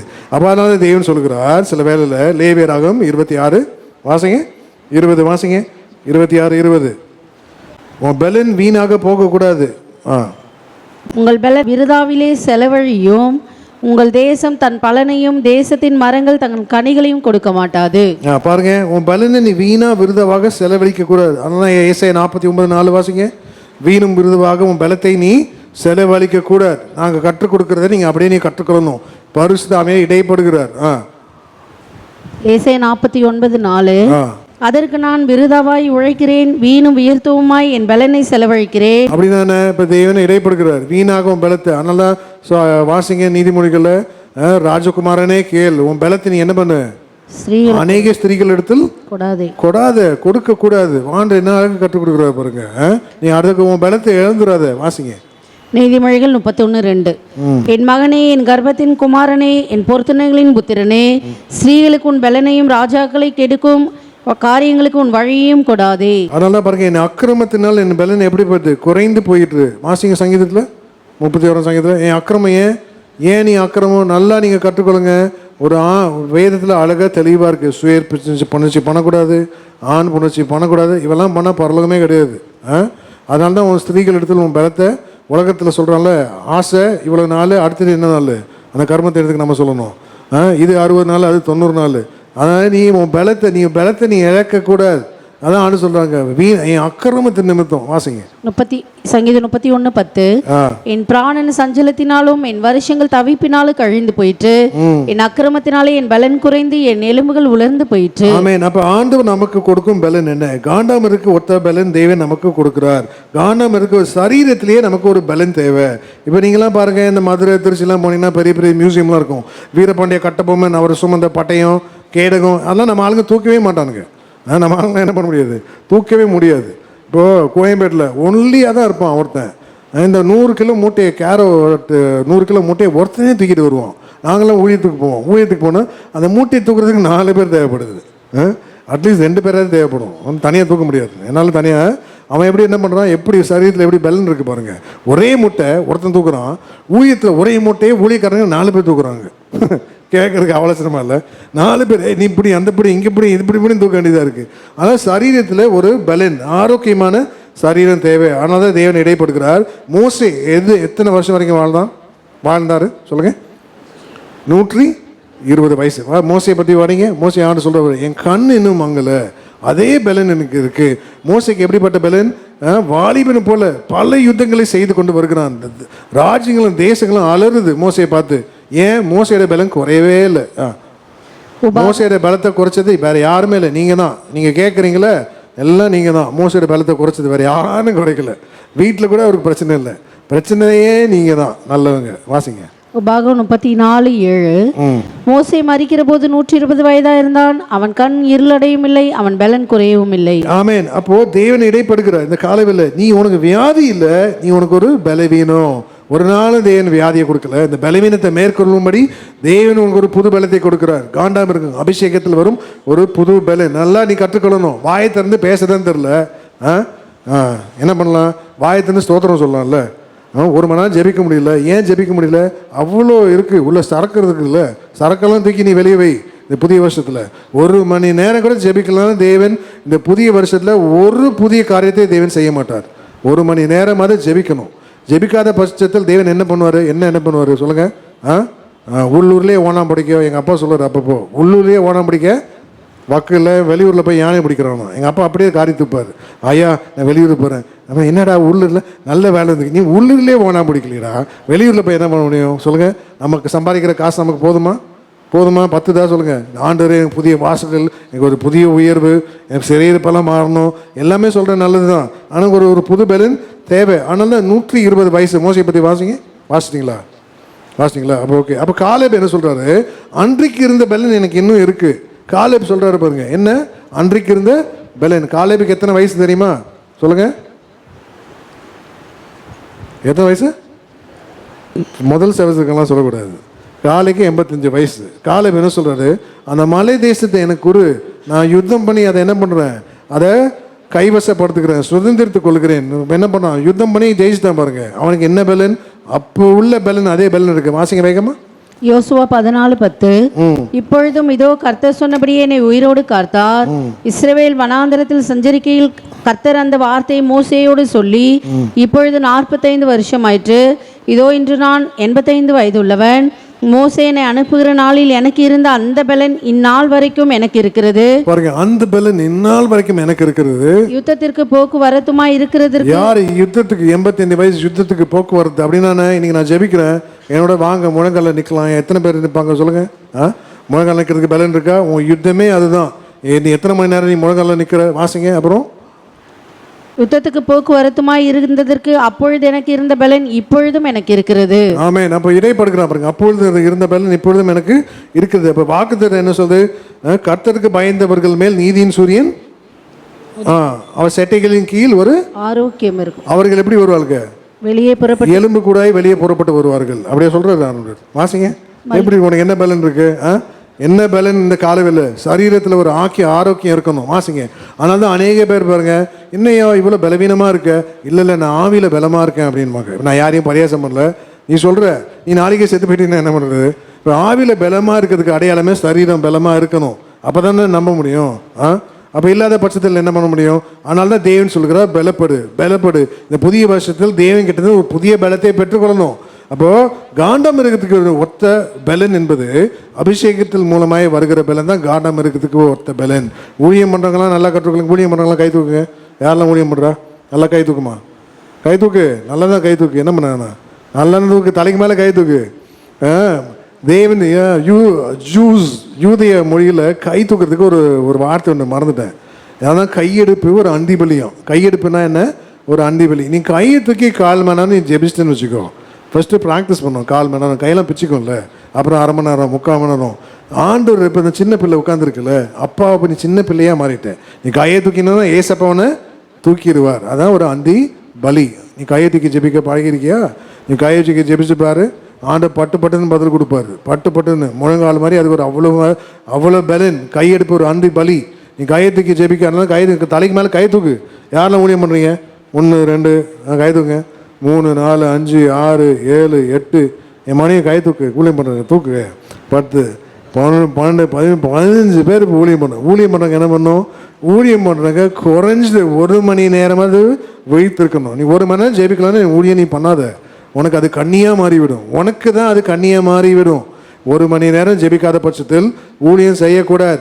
நீ தேவனுடைய ஊழியத்தை நீ சின்ன ஊழியமாக பெரிய ஊழியமாக எந்த ஊழியமே நீ செய்யக்கூடாது. நீ நல்லா கற்றுக்கணும். அது உனக்கு கண்ணியாய் மாறிவிடும். தேவன் இடைப்படுகிறார். அதனால தான் தேவன் சொல்லுகிறார். அப்போது வாசிங்க வாக்குத்தத்தம் மல்கியா 4:2. ஆனாலும் என் நாமத்துக்கு பயந்திருக்கிற உங்கள் மேல் நீதியின் சூரியன் உதிக்கும். அதன் செட்டைகளின் கீழ் ஆரோக்கியம். செட்டைகளின் கீழ் ஆரோக்கியம். செட்டைகளின் கீழ் ஆரோக்கியம். செட்டைனான தேவன் உன்னை செட்டைகளின் கீழ் மறைக்கிறார். அப்படின்னா வசனத்தின் கீழ் நீ வசனத்தில் ஜீவித்து உன்னுடைய சரீரத்தை ஒப்பு கொடுத்து சமர்ப்பிக்கும் போது அதனுடைய ஆரோக்கியம் இருக்கு. நீங்கள் வெளியே புறப்பட்டு போய் கொழுத்த கன்றுகளைப் போல வளருவீர்கள். வெளியே புறப்பட்டு கொழுத்த கன்றுகளை போய் வளருவீர்கள். அதனால தான் தேவன் சொல்றார், கர்த்தர் தமது ஜனத்துக்கு பலன் கொடுக்கிறார். வாசிங்க சங்கீதம். கர்த்தர் தம்முடைய ஜனத்துக்கு பலன் கொடுக்கிறார். 29:11. நம்முடைய ஜனத்துக்கு பலன் கொடுக்கிறார். அந்த பலன் தேவன் அருளாக கொடுக்கிறார். வாசிங்க வேகமா. கர்த்தர் தமது ஜனத்திற்கு பலன் கொடுப்பார். கர்த்தர் தமது ஜனத்திற்கு சமாதானம் அருளி அவர்களை ஆசீர்வதிப்பார். சங்கீதம் 68:35. தேவன் தம்முடைய ஜனத்துக்கு பலன் கொடுப்பார். தேவனே உமது பரிசுத்த ஸ்தலத்திலிருந்து பயங்கரமாய் விளங்குகிறீர். இஸ்ரவேலின் தேவன் தம்முடைய ஜனத்திற்கு பலனையும் சத்துவத்தையும் அருளுகிறவர். தேவனுக்கு ஸ்தோத்திரம் உண்டாவதாக. பலனும் சத்துவம் தேவன் உனக்கு அருளாக கொடுக்க போகிறார். நீ அதை விரும்பணும். மாம்சத்தில் ஒரு சரீரத்தை ஒரு பலன். அப்புறம் தேவன் சொல்லுகிறாரு இடைப்பட்ட காலத்தில். அதனால தான் தேவன் அநேக திருவசனத்துக்கு வந்து திருச்சபையை பலப்படுத்த விரும்புகிறார். புதிய வருஷம், புதிய மாதம். நீ என்ன பண்ணணும்? நீ பலப்படணும். பலன் இல்லாத பட்சத்தில் பலவீனம் மேற்கொள்ளும். எல்லா மனுஷனையும் ஒரு பலவீனம் வரும். எப்படிப்பட்டோம்? மனதில், மனசாட்சியில், ஆவியில், சரீரத்தில், விசுவாசத்தில் பலவீனத்துக்கு இடம் கொடுத்துட்டா பலவீனம் மேற்கொள்ளணும். எப்பெல்லாம் பலவீனம் வருதோ நீ அப்பெல்லாம் நீ பலப்படணும். ஆனால் தான் தேவன் இடைப்படுகிறார். கடைசியில் என்ன பார்க்குறோம்? பிள்ளையாண்டான நடக்க வேண்டிய வழியில் நடத்து. வாசிங்க. யார் பிள்ளையாண்டா? நீங்கள் கேட்குறலாம் நீங்களாம் பிள்ளையாண்டான். நானும் பிள்ளையாண்டான் தான் இல்லை. அதனால தான் தேவன் சொல்கிறார், பிள்ளையாண்டான நடக்க வேண்டிய வழியில் நடத்து. அப்படின்னா உபதேசத்தில் நடத்து என்று அர்த்தம். வாசிங்க. நீதிமொழிகள் 22:6. பிள்ளையானவன் நடக்க வேண்டிய வழியிலே அவனை நடத்து, அவன் முதிர் வயதிலும் அதை விடாதிருப்பான். லூக்கா 1:80 வாசிங்க. பிள்ளை வளர்ந்து என்ன பண்ணுச்சான்? ஆவியில. யார் இந்த பிள்ளை? லூக்கா 1:80. அந்த பிள்ளை வளர்ந்து ஆவியிலே பலன் கொண்டு இஸ்ரவேலுக்கு தன்னை காண்பிக்கும் நாள் வரைக்கும் வனாந்தரத்திலே இருந்தான். அந்த பிள்ளை வளர்ந்து எதுல பலன் கொண்டுச்சு? ஆவியில பலன் கொண்டு. இயேசுவை பற்றி அது அந்த வசனம் குறிக்குது. அடுத்தது வாசிங்க. லூக்கா 2 இது படிக்கிறோம் 52. லூக்கா 2:40. பிள்ளை வளர்ந்த ஆவியிலே பலன் கொண்டு ஞானத்தினால் நிறைந்தது. யாரு? யோவான் ஸ்நானகத்தை பற்றி. பிள்ளை வளர்ந்து ஆவியிலே பலன் கொண்டு ஞானத்தினால் நிறைந்தது. பிள்ளை வளர்ந்த ஆவியிலே பலன் கொண்டு ஞானத்தினால் நிறைந்தது. யாரு? யோவான் ஸ்நானகத்தை பற்றி. பிள்ளை வளர்ந்து ஆவியிலே பலன் கொண்டு ஞானத்தினால் நிறைந்தது. யாரு? யோவான் ஸ்நானகத்தை பற்றி. பிள்ளை வளர்ந்து ஆவியிலே பெலன் கொண்டு. இப்போ எல்லாம் கவனிங்க, நீங்கள் எதில் பெலன் கொள்ளணும்? இந்த காலவெளியில் ஆவியில். நீ பரிசுத்தாவியில் ஜெபிக்கணும். நீ பரிசுத்தாவியில் ஜெபிக்கிற ப்ராக்டிஸ் வரணும் ஃபஸ்ட்டு. கர்த்தருடைய பிள்ளைங்கள் ரட்சிக்கப்பட்டேன் அப்படின்னு நீ சொன்னீங்கன்னா நீ 1 மணி நேரமாவது நீ ஜெபிக்கணும். அதான் தேவன் சொல்கிறார்ல, 1 மணி நேரமாவது என்னோட கூட வீழ்த்திருக்கக்கூடாதா? வியாகுலப்படுகிறாரு. அவருக்கு தெரியுது இந்த மாதிரி போகுது, பயங்கரமான பிரச்சனை, போராட்டம், இதை மேற்கொள்ள போகுது. வந்து பார்த்தா எல்லாம் தூங்குறானுங்க, ஒருத்தனும் தம்பிக்கு பிரோஜனம் இல்லை. எல்லாம் பார்த்து இவங்களை கொண்டு ஒன்றுமே செய்ய முடியாது. ஆண்டு பார்த்தாரு, அவரே ஜெபிச்சு என்ன பண்ணுறாரு, வேர்வையெல்லாம் ரத்த துளியெல்லாம் மாறிடுச்சு. வாசிங்க லூக்கா 1:80. 1 மணி நேரமாக வீழ்த்திருக்க கூடாதா? எனக்காக நான் வியாகலமாக சொல்கிறேன், நீ காசு தான் கொடுக்க மாட்டேன் கேட்டா, கரெக்டு? கொடுப்பியா? கொடுக்கவே மாட்டேன். நீ ஒரு உதவி தான் செய்ய மாட்டேன், செய்வியா? நீ செய்யவே மாட்டேன். எனக்காக 1 மணி நேரம் ஜெபினா நீ அதுவும் ஜெபிக்க மாட்டேங்கிற, என்ன தான் கேட்குறது உங்கள்கிட்ட? அதெல்லாம் இயேசு பார்த்தாரு, இவங்களை வச்சு ஒன்று தம்படிக்கு பிரோஜனம் கிடையாது, அவரே ஒப்பு கொடுத்துட்டார். வாசிங்க லூக்கா 1:80 யோவான். லூக்கா 2:40 இயேசு கிறிஸ்து. அதை விட்டுருங்க, 1 மணி நேரம் விழித்து இருக்கக்கூடாதா? மத்தேயு 25 அதிகாரம், மத்தேயு 26:40. பின்பு அவர் சீஷரிடத்தில். லூக்கா 1:80 யோவான். அதான் யோவானா? லூக்கா 1:80 யோவான். ஓகே. 2:40 இயேசு. 2:40 இயேசு கிறிஸ்து. ஓகே, மாற்றிக்கொள்ளுங்க. மத்தேயு 26:40. பின்பு அவர் சீஷரிடத்தில் வந்து அவர்கள் நித்திரை பண்ணுகிறதை கண்டு பேதுருவை நோக்கி, நீங்கள் 1 மணி நேரமாவது என்னோட கூட விழித்திருக்க கூடாதா? என்ன சொல்றாரு? பேதுருவை நோக்கி, நீ 1 மணி நேரமாவது என்னோட கூட விழித்திருக்க கூடாதா? நீங்கள் சோதனைக்கு உட்படாதபடிக்கு விழித்திருந்து ஜெபம் பண்ணுங்கள், ஆவி உற்சாகம் உள்ளதுதான், மாம்சமோ பலவீனம் உள்ளது என்றான். ஆமென். அப்ப தேவன் சொல்லுகிறார், பிள்ளையான நடக்க வேண்டிய வழியில் நடத்தினா நம்ம சிறு பிள்ளைகளை சிறு வயது முதல் அவர்களை ஆயத்தப்படுத்தணும். உன் கோத்திரம் கர்த்தருடைய சந்ததி, அப்போ கர்த்தருடைய ஜனங்கள், அப்போ உன் தேவன் பேச நீ விரும்பும் போது நீ அதுக்கு ஆயத்தமாக இருக்கணும். உன் தேவன் பேச விரும்புகிற நிறைய பேர் பாருங்க, நான் ரட்சிக்கப்பட்ட காலத்தில் முதல்ல ஃபஸ்ட்டு நான் ட்ரைனிங்கே எனக்கு என்னென்னா, இப்போ என் ஊழியக்காரர் ஆவிக்குரிய தகப்பன்னு சொல்கிறாரு, நான் ஜெபிப்பேன், தேவன் என்னோடு பேசுவார் அப்படின்னாரு. எப்படி ஒரு தேவன் மனுஷனோட பேசுமா? வாரத்தில் 3 வாட்டியாவது பேசிடுவார், வாரத்தில் 1 வாட்டியாவது சத்தம் கேட்கும், ஒரு சொப்பனம் தரிசனம், அதை கேட்டோன்னே எனக்கு அப்படியே பிச்சிருச்சு, அப்படியே பரவசமே. நான் சொல்கிறேன், ஆண்டவரே நீரும் என்கிட்ட பேசுனியா அப்படின்னு. அவ்வளோதான், போட்டு இழுத்து வலையை போட்டு தூண்டில் போட்டு என்ன பண்ணாராம், வலையில் மாட்டினா அப்பப்போ வலையை போட்டார், வரல. தூண்டியில் பாருங்கள், அப்படியே கிழிச்சிட்டு தானே வரும், அந்த மாதிரி கிழிச்சிட்டு தான் வந்துச்சு ரட்சிப்பு. தேவன் என்னோட பேசுவார். இப்போ தேவன் சொல்லுகிறார், வாசிங்க ஏசாயால 41:1 வாசிங்க. அப்போது நீ என்ன நிலவரத்தில் உன்னையே பலப்பட்டு புதித்து நீ என்னுடைய சமூகத்துக்கு முன்பாக நில்லு, நீ அப்போ வந்து நீ என்னோட இடைப்படு, நான் உனக்கிட்ட பேசுகிறேன்னு சொல்கிற பாருங்க. நீ விழுந்த தருணத்தில் விழுந்த தருவாயில் நீ தேவனோட இடைப்படக்கூடாது. நீ அப்பப்போ விழுவே, நீ அப்பப்போ எழும்புவ, நீ அப்பப்போ விழுவே, நீ அப்பப்போ எழும்புவ, நீ அப்பப்போ ஆண்டவரே என்ன மணி எல்லாம் கவனிங்க.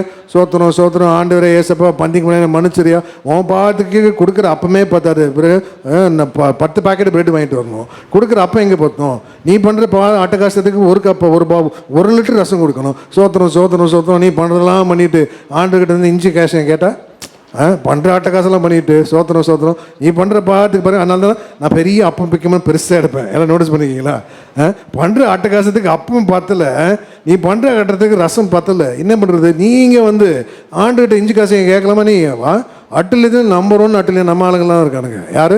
வெள்ளாம பெந்தகோஸ்காரங்க தான். சோத்திரம் பண்ணலான்னா கணமணி தூங்கிடுவான், தலைகாணியே தேவையில்லை நம்மளுக்கு. நான் 1 மணி நேரம் பசங்க இன்னும் 1 மணி நேரம் எடுத்தேன்னா பாதி பேர் தூங்கிடுவாங்க. இப்படிலாம் வச்சது என்ன பண்ணுறது? சபை எப்படி பலப்பட்டு போகும்? வாசிங்க ஏசாயா 41:1. தீவுகளே எனக்கு முன்பாக மௌனமாயிருங்கள், ஜனங்கள் தங்கள் பலனை புதிதாக்கி கொண்டு சமீபித்து வந்து பின்பு பேச கடவர்கள். என்ன அழகா பேச இருப்பாங்க. ஜனங்கள் தங்கள் பலனை புதிதாக்கி கொண்டு. பலப்படு, நீ பலவீனமா அவலட்சணத்தை காண்பிக்காத. எத்தனை நாள் தான் நீ சொல்லுவ? நீ 1 மணி நேரம் ஜெபிக்க மாட்ட, எப்படி உனக்கு பலன் வரும்? எங்கே இருந்து பலன் வரும்? பலன் எங்கே இருக்கு? தேவன் சொல்லுங்க, காண்டாமல் இருக்கிறதுக்கு ஒத்த பலன் உன் அபிஷேகத்தில் இருக்கும்போது 1 மணி நேரம் கூட ஜெபிக்க மாட்டேங்கிற, உனக்கு பலன் எங்கேருந்து வரும்? அதனால தான் தேவன் சொல்ல, ஜனங்கள் தங்கள் பலனை புதிதாக்கி கொண்டு சமீபித்து வந்து பின்பு ஆனு சொல்ல, அப்புறம் வா என்னோட பேச இடைப்படு. நீ பலமான இல்லை. தேவன் சொல்றாரு, வரும் காரியங்களை என்கிட்ட கேளு, என் கரத்தின் கிரியை நோக்கி நீ கட்டளையிடுதேன், இடைப்படுகிறாரா என்று பாரு என்று தேவன் சொல்கிறார். அதனால தான் தேவன் சொல்லுகிறார், கர்த்தருக்கு காத்திருக்கிற புது பலன் அடைந்து கழுகுகளை போல செட்டைகளை அடித்து உயர எழும்புவார்கள். வாசிங்க, நீ கர்த்தருக்கு காத்திருக்கும் போது, நீ கர்த்தருக்கு நீ காத்திருக்கணும். எல்லாரும் இந்த புதிய மாதம் புதிய வருஷத்தில் 1 மணி நேரம் ஜெபிக்க கற்றுக்கொள்ளுங்க. உங்களையே நீங்கள் ஏமாற்றிக் கொள்ளாதீங்க. வேதம் சொல்லுது, என்ன சொல்லுது?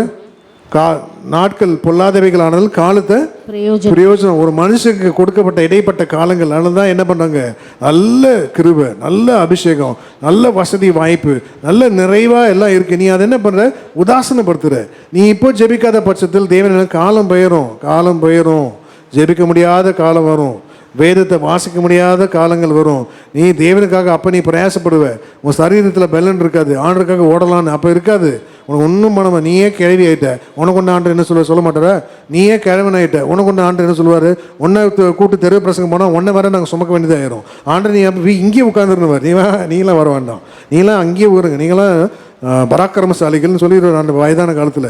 அதனால தான் தேவன் இடைப்படுகிறார். நீ கர்த்தருக்கு காத்திருக்கணும். காத்திருக்கிறதுல ஒரு பலன். ஆண்டருக்கே காத்துல ஒரு தெய்வம் சொல்லுது பாருங்க, ஆண்டர் எனக்கு காத்திருக்கிறார். வாசிங்க, எவ்வளோ ஆண்டர் தாழ்மையாக இருக்காரு எனக்கு. நீ காத்திருக்கிறியா? நீ பெரிய பிஸி, என்ன பிஸியோ, உன் வீட்டுக்கு வந்து பார்த்தா தான் தெரியும் எவ்வளோ பிஸி, எவ்வளோ ஆசீர்வாதம் இருக்குன்னு. வாசிங்க, ஏசாயா 40:31. கர்த்தருக்கு காத்திருக்கிறவர்களோ புதுபலன் அடைந்து கழுகுகளைப் போல செட்டைகள் எடுத்து எழும்புவார்கள். அவர்கள் ஓடினாலும் இளைப்படையார்கள், நடந்தாலும் சோர்ந்து போகார்கள். ஆமென். அப்போ தமக்கு காத்திருக்கிறவர்களுக்கு கர்த்தர் நல்லவராக இருக்கிறார். வாசிங்க, புலம்பல் 25.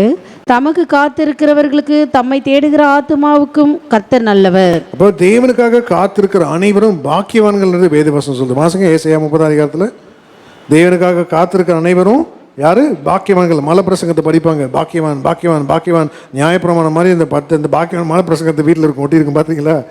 சில பேரில் எல்லாம் பாக்கியவான், அதை இதை தெரியாது, என்னென்னோ ஒட்டிக்கிறது. பாருங்க, எல்லாம் பாக்கியவான் பாக்கியவான் பாக்கியவான் இருக்கும். ஆனால் இங்கே தேவன் இடைப்படுகிறார்.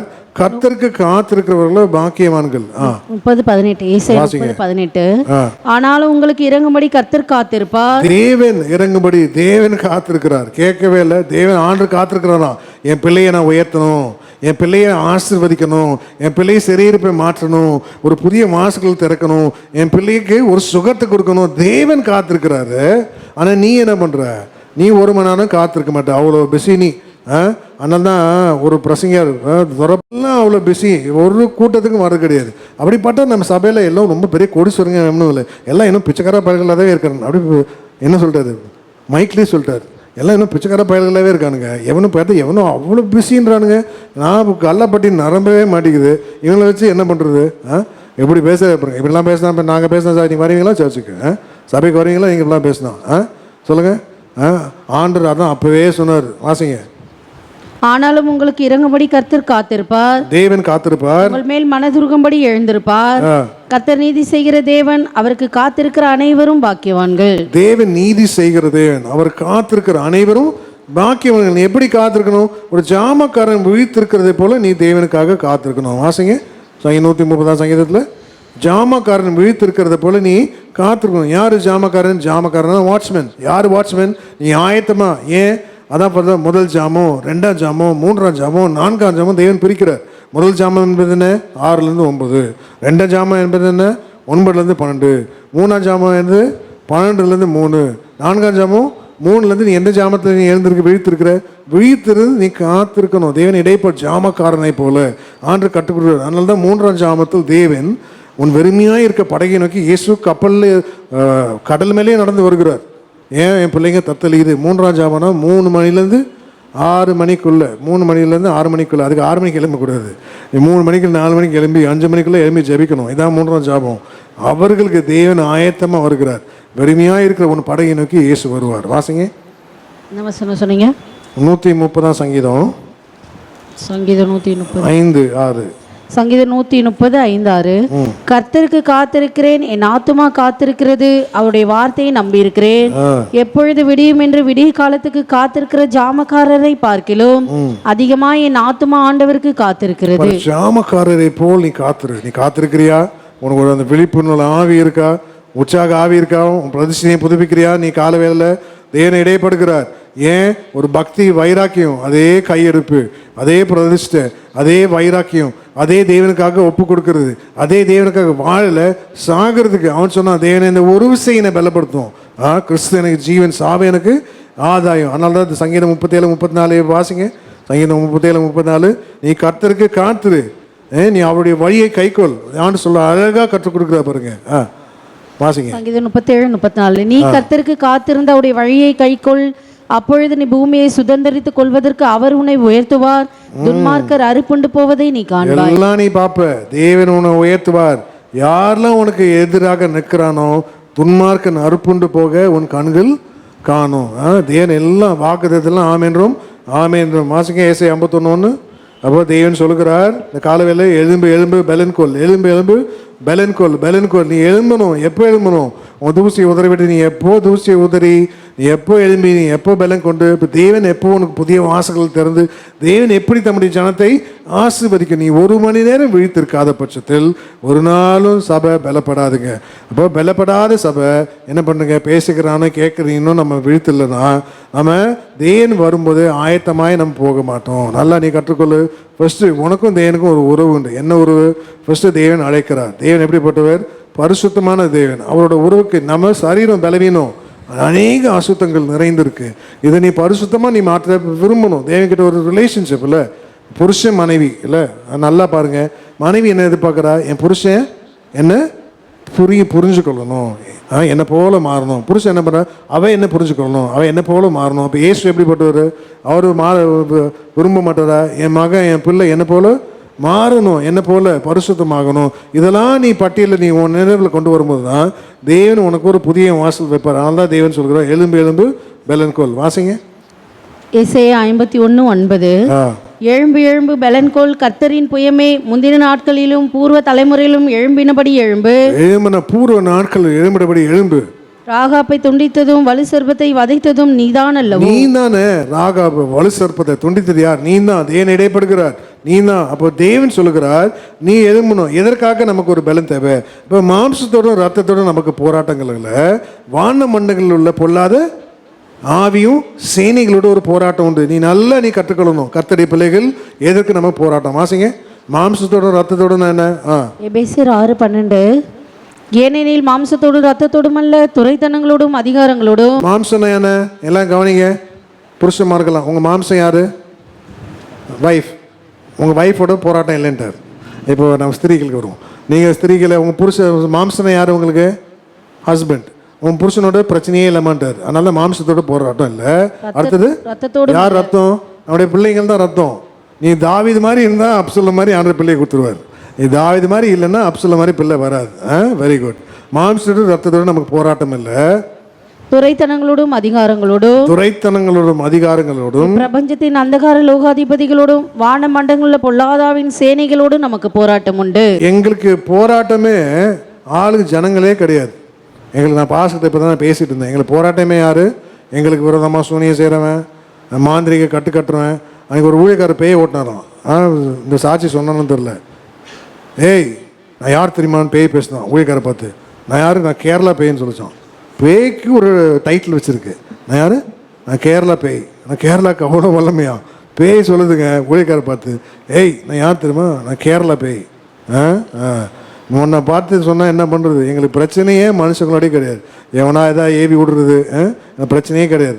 துரைத்தனங்களோடு, வாசிங்க, அதிகாரங்களோடு, வானமண்டலில் பொல்லாதாவின் சேனைகளோடு நமக்கு போராட்டம் உண்டு. இதுதான் ஏன் போராட்டம் உண்டு? உன்னுடைய பரிசுத்தத்தை கொண்டு கெடுக்க, உன்னுடைய பிரதிஷ்டையை கெடுக்க உனக்கு ஒரு போராட்டம் உண்டு. அதனால தான் தேவன் சொல்லுகிறார், வானங்கள் என்னுடைய பட்டயம் வெறி கொண்டதான். வானங்கள் இல்லை, வாசிங்க, வானங்களில் என்னுடைய பட்டயம் வெறி கொண்டது. அப்படின்னா என்ன? உன் பட்டயம் என்ன? திருவசனமாக ஆவியின் பட்டயம். ஃபர்ஸ்ட் அதை வாசிங்க. உனக்கு பட்டயம் என்னன்னு தெரியணும்ல. எபேசியரில் வாசிங்க, திருவசனமாக ஆவியின் பட்டயம். எபேசியர் 6:17. ரட்சணியம் என்னும் தலைசீராவையும் தேவ வசனமாகிய ஆவியின் பட்டயத்தையும் எடுத்துக்கொள்ளுங்கள். தெய்வ வசனமாக ஆவியின் பட்டயத்தையும் எடுத்துக்கொள். என்ன சொல்றாரு ஆண்டவர்? வானங்கள் என்னுடைய பட்டயம் வெறி கொண்டது. வாசிங்க, ஏசாயா 34:5. ஏசாயா 34:5. வானங்களில் என் பட்டயம் வெறி கொண்டது. வானங்கள் ஏன் வெறி கொள்ளுது பாருங்க. நீ ஆயத்தமா இருக்கும்போது வானங்களில் யுத்தம் நீ எங்க பண்ணணும்? யாராவது யார் மூலியமா ஏதாவது ஆவிகள் எழுப்பி விட்டுரும். வானங்கள் என் பட்டயம் வெறி கொண்டது. இப்போ தேவன் இதோ ஏதோமின் மேலும் நான் சங்காரத்துக்கு நியமித்த ஜனத்தின் மேலும் அது நியாயம் செய்ய இறங்கும். அப்போ தேவன் நியமித்த ஜனங்கள் மேலும். அதனால தான் தேவன் அடிக்கடி என்ன சொல்வாரு? உலகத்துக்கு நம்ம என்ன பண்ணுவோங்க? நம்ம நியாயம் தீர்க்கப்படாதபடிக்கு தேவன் நம்மை சிட்சிக்கிறார். வாசிங்க. அதனால தான் தேவன் சில வேலை சிற்சை வரும். நீ என்ன பண்ண அந்த சிற்சனையில் இப்போ நீ முறுமுறுக்காதபடி கடந்து போகும்போது தேவன் ஏன் தேவனுடைய பிள்ளைகளாக இருக்கும்போது உலகத்துக்கு உனக்கு நியாயம் தீர்க்கப்படாதபடி தேவன் சில வேலை நம்ம சிரிச்சுப்பார். பேசுகிற என்னையும் சிரிச்சுப்பார், கேட்குறவங்களையும் சிரிச்சுப்பார். யாருக்கும் விதிவிலக்கே இல்லை. வாசிங்க. 1 கொரிந்தியர் 11:32. நாம் நியாயம் தீர்க்கப்படும் பொழுது உலகத்தோடு ஆக்கினைக்குள்ளாக தீர்க்கப்படாதபடிக்கு கர்த்தராலே சிட்சிக்கப்படுகிறோம். உலகத்தோடு ஆக்கினைக்குள்ள தீர்க்கப்படாதபடிக்கு தேவனாலே சிட்சிக்கப்படுகிறோம். அப்போ அதனால தான் தேவன் சொல்லுகிறார், நீ இந்த சிற்செல்லாம் வரும், நீ ஆயத்த பாரு, பட்டயத்தை எடுத்து நீ பட்டயத்தில் யுத்தம் பண்ண ஆயத்த பாரு. உன்னத பாட்டு 3:8 வாசிங்க. இவர்கள் எல்லாரும் பட்டயம் பிடித்து யுத்தத்துக்கு பழகினவர்களாய் இருக்கிறார்கள். தேவன் கற்றுக் கொடுக்கிறார். இவர்கள் எல்லாரும் பட்டயம் பிடித்து திருவசனமாக ஆவியும் பட்டயத்தை எடுத்து யுத்தத்துக்கு பழகினவர்களாய் இருக்கிறார்கள். ராக்கால பயத்தின் நிமித்தம் அவனவனுடைய பட்டயம் அவனவன் அறையில் இருக்கிறது. அப்படின்னா ராக்காலம் என்பது ஒரு சோதனை காலம். ராக்காலம் என்பது என்ன? எல்லா மனுஷருக்கும் ராக்காலம் உண்டு. பேசுகிற எனக்கு உண்டு, கேட்குறவங்களுக்கு உண்டு. ராக்காலம். அப்போ ராக்காலம் வருகிறதுக்கு முன்பாக நீ என்ன பட்டயம் பிடித்து பழகினவனாய் இருக்கணும். அவன் பட்டயம் அவனவன் அறையில் வைக்கப்பட்டு இருக்கணும். தேவ வசனமாக ஆவியின் பட்டயத்தை எடுத்து நீ போர் செய்யணும். நீ என்ன 1 மணி நேரமே நீ ஜெபிக்கல, நீ எப்படி உனக்கு நீ போர் செய்வ? 1 மணி நேரம் ஜெபிக்கல. நான் சொன்னல உங்களுக்கு, தாழ்மையாக சொல்கிறேன், 4 மணி நேரம் நான் ஜெபித்தேன். தேவன் 4 மணி நேரம் வேதத்தை வாசிக்க. ஒரு பிரசங்கத்துக்கே ஆண்டு 8 மணி நேரம் நிற்க வச்சுருக்காருன்னா அப்போ என்ன? இப்போ நீ எவ்வளோ ஆயத்தமாக இருக்கணும் இந்த காலவேளையில்? புதிய வருஷத்தில் பிரவேசிக்கிற நீ உனக்கும் உன் குடும்பத்துக்கும் உன் வேலை ஸ்தலத்துக்கும் உன் கையும் பிரயாசத்துக்கும் உன்னுடைய சுகத்துக்கும் உன்னுடைய சுக வாழ்வுக்கும் உன்னுடைய எதிர்காலத்துக்கும் நீயே ஆயத்தமாக. அப்போ வேறு யார் ஆயத்தமாக இருப்பா? சொல்லுங்கள், யார் ஆயத்தமாக இருப்பா?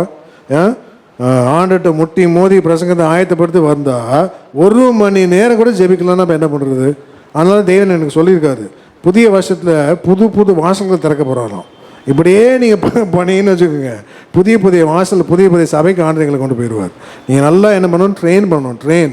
அதனால தான் தேவன் சொல்கிறாரு, அவனுடைய பட்டயம் அவனுடைய அறையில் இருக்கிறது. இப்போ தேவன் இடைப்படுகிறார். கடைசி வசனம். அப்போ தேவன் சொல்கிறார், யோபு 29:20 வாசிங்க. தேவன் என்ன கற்றுக் கொடுக்குறாரு? 29:20.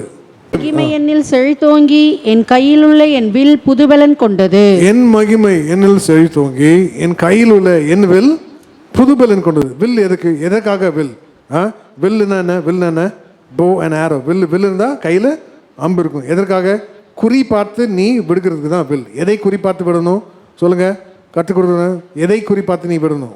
ஒரு ஒழுக்க அழகாக சொன்னார். எதை குறி பார்த்து? நீ பாவத்தை குறி பார்த்து நீ கரெக்டாக விடணும். உன் சிந்தனையில் வருதில்ல, எப்போ வருதுன்னு தெரியல, நீ கரெக்டாக குறி பார்த்து விடணும். நீ ஏதாவது ஒரு எடுக்கிறதில்ல, ஃபோனோ டிவியோ எந்த கரமத்தையோ கரெக்டாக வருதில்ல, நீ குறி பார்த்து நீ அம்பு விடணும். போகக்கூடாத வழியில் நீ நடக்கிறதில்ல, கரெக்டாக குறி பார்த்து நீ அம்பு எய்யணும். சபையிலேயே சொல்கிறேன், சாமுவேல் நல்லதான், சின்ன பிள்ளை தான், நல்ல பிள்ளை தான். ஏலியோட பிள்ளைங்க போக்கரி பிள்ளைங்க தான், துன்மார்க்க பிள்ளைங்க தான். ஆனால் அவன் பரிசுத்தத்தை காத்துக்கொண்டான்ல. சார்ல்ஸ் நான் எப்பவுமே சொல்லுவார், நீ விசுவாசி, நீ வர ஸ்தோத்திரம் சிஸ்டர், நீ ஏன் அவர்களுக்கு ஸ்தோத்திரம் சொல்கிற? எப்படி இருக்கீங்க?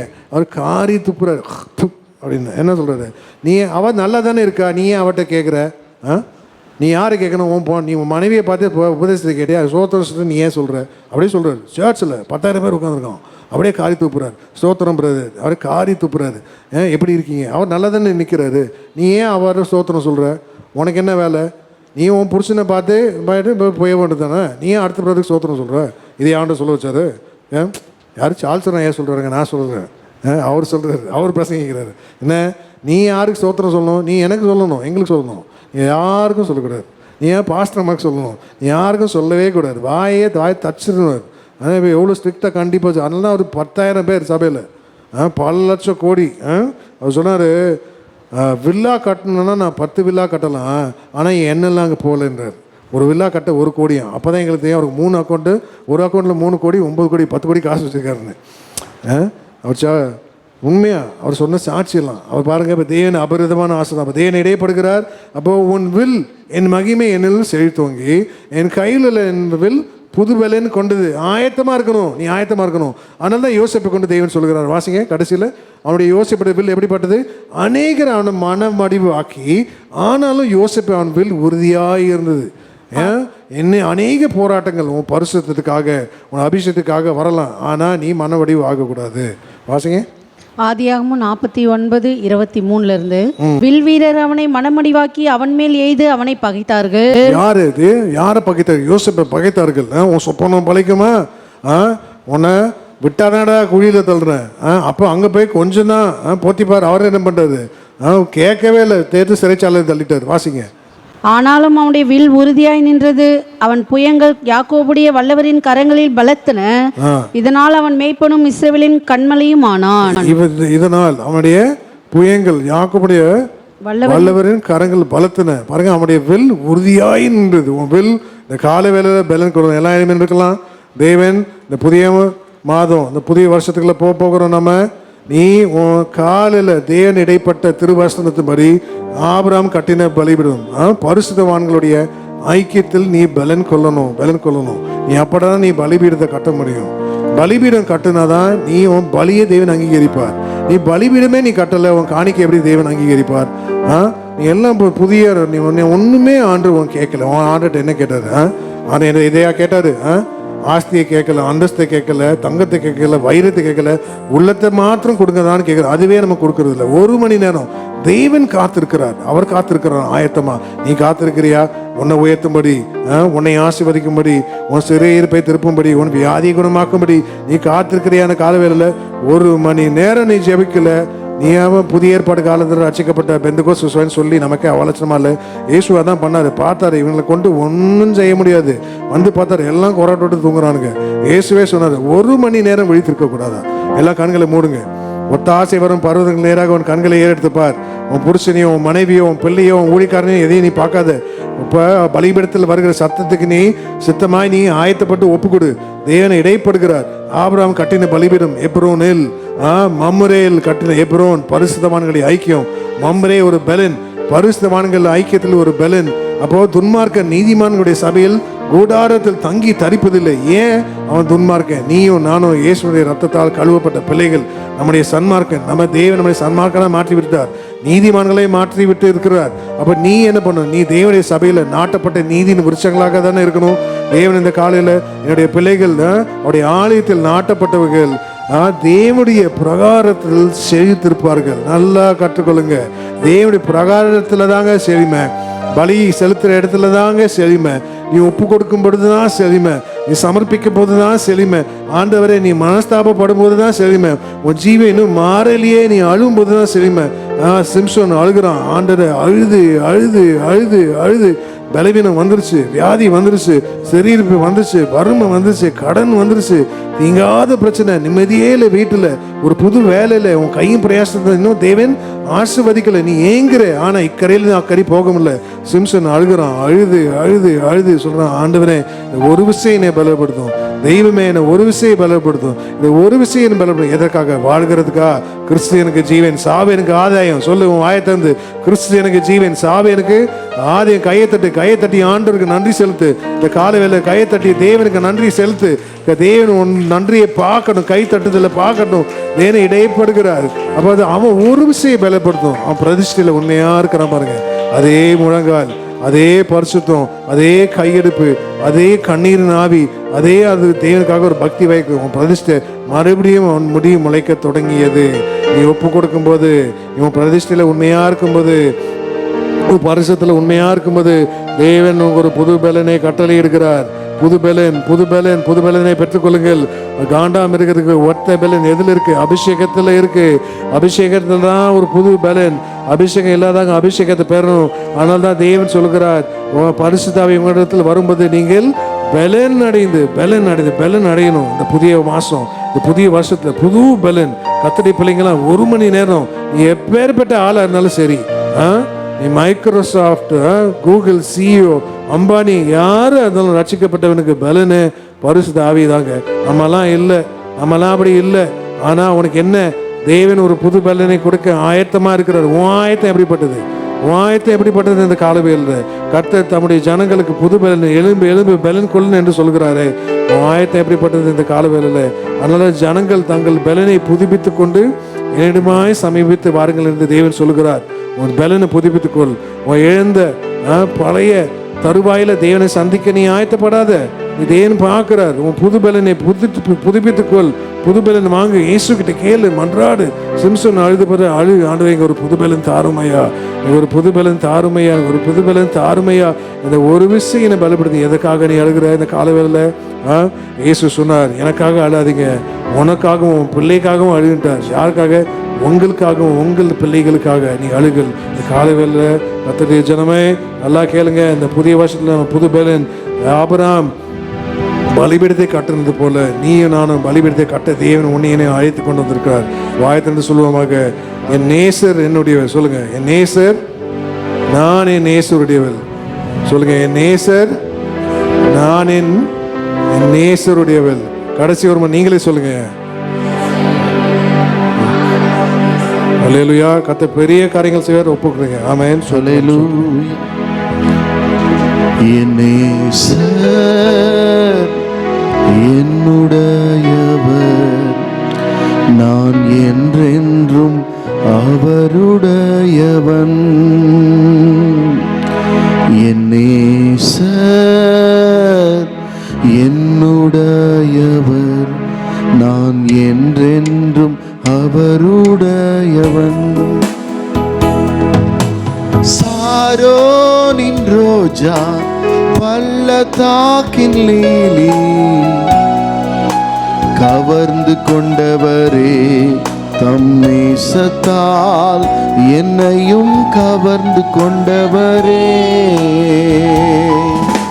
சாரோனின் ரோஜா, பள்ளத்தாக்கின் லீலி, என்னையும் கவர்ந்து கொண்டவரே, தம் நேசத்தால் என்னையும் கவர்ந்து கொண்டவரே. அவர் வாயின் முத்தங்களால் என்னை அனுதினமும் முத்தமிடுகிறார். அவர் வாயின் முத்தங்களால் என்னை அனுதினமும் முத்தமிடுகிறார். பாடுங்க.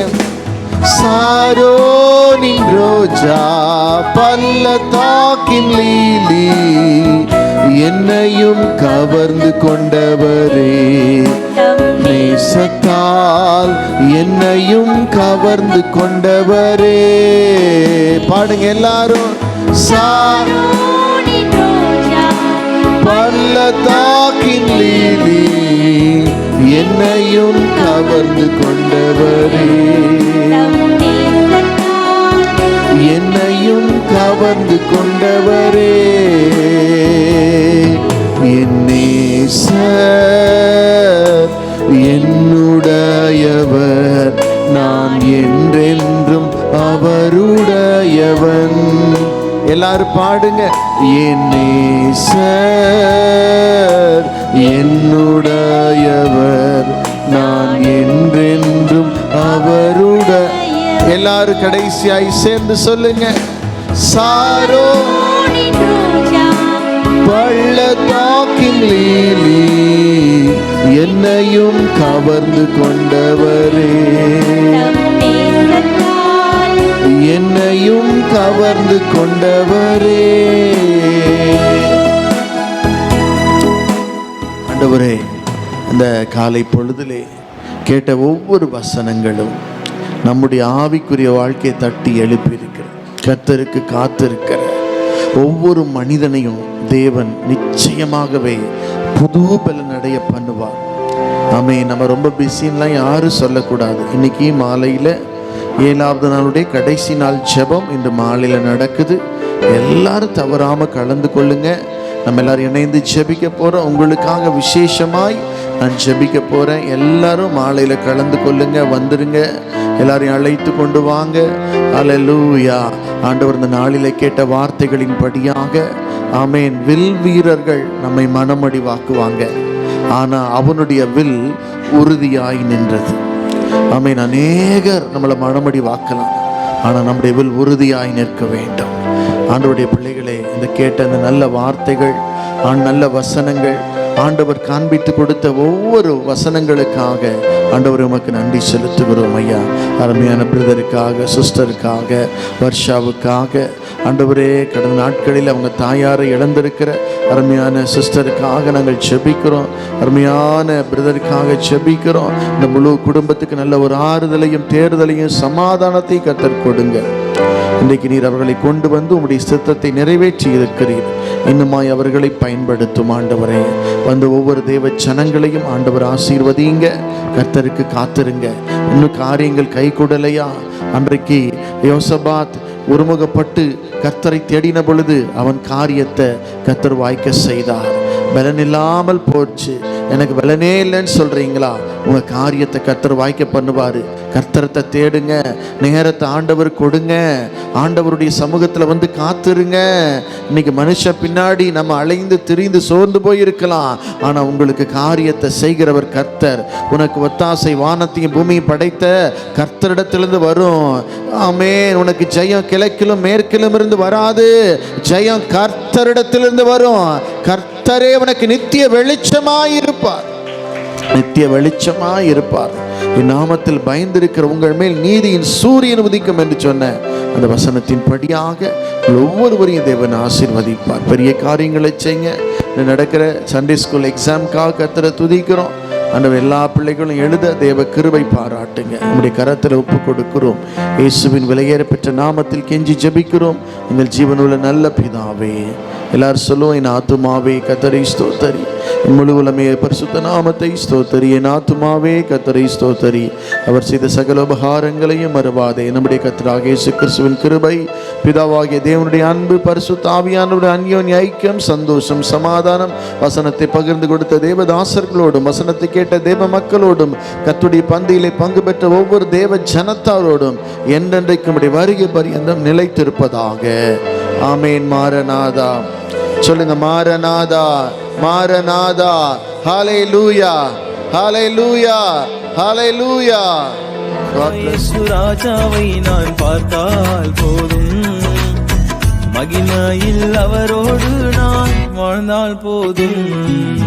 ஆயத்தமாகணுமே, இன்னும் ஆயத்தமாகணுமே, இன்னும் வருகைக்காக ஆயத்தமாகணுமே.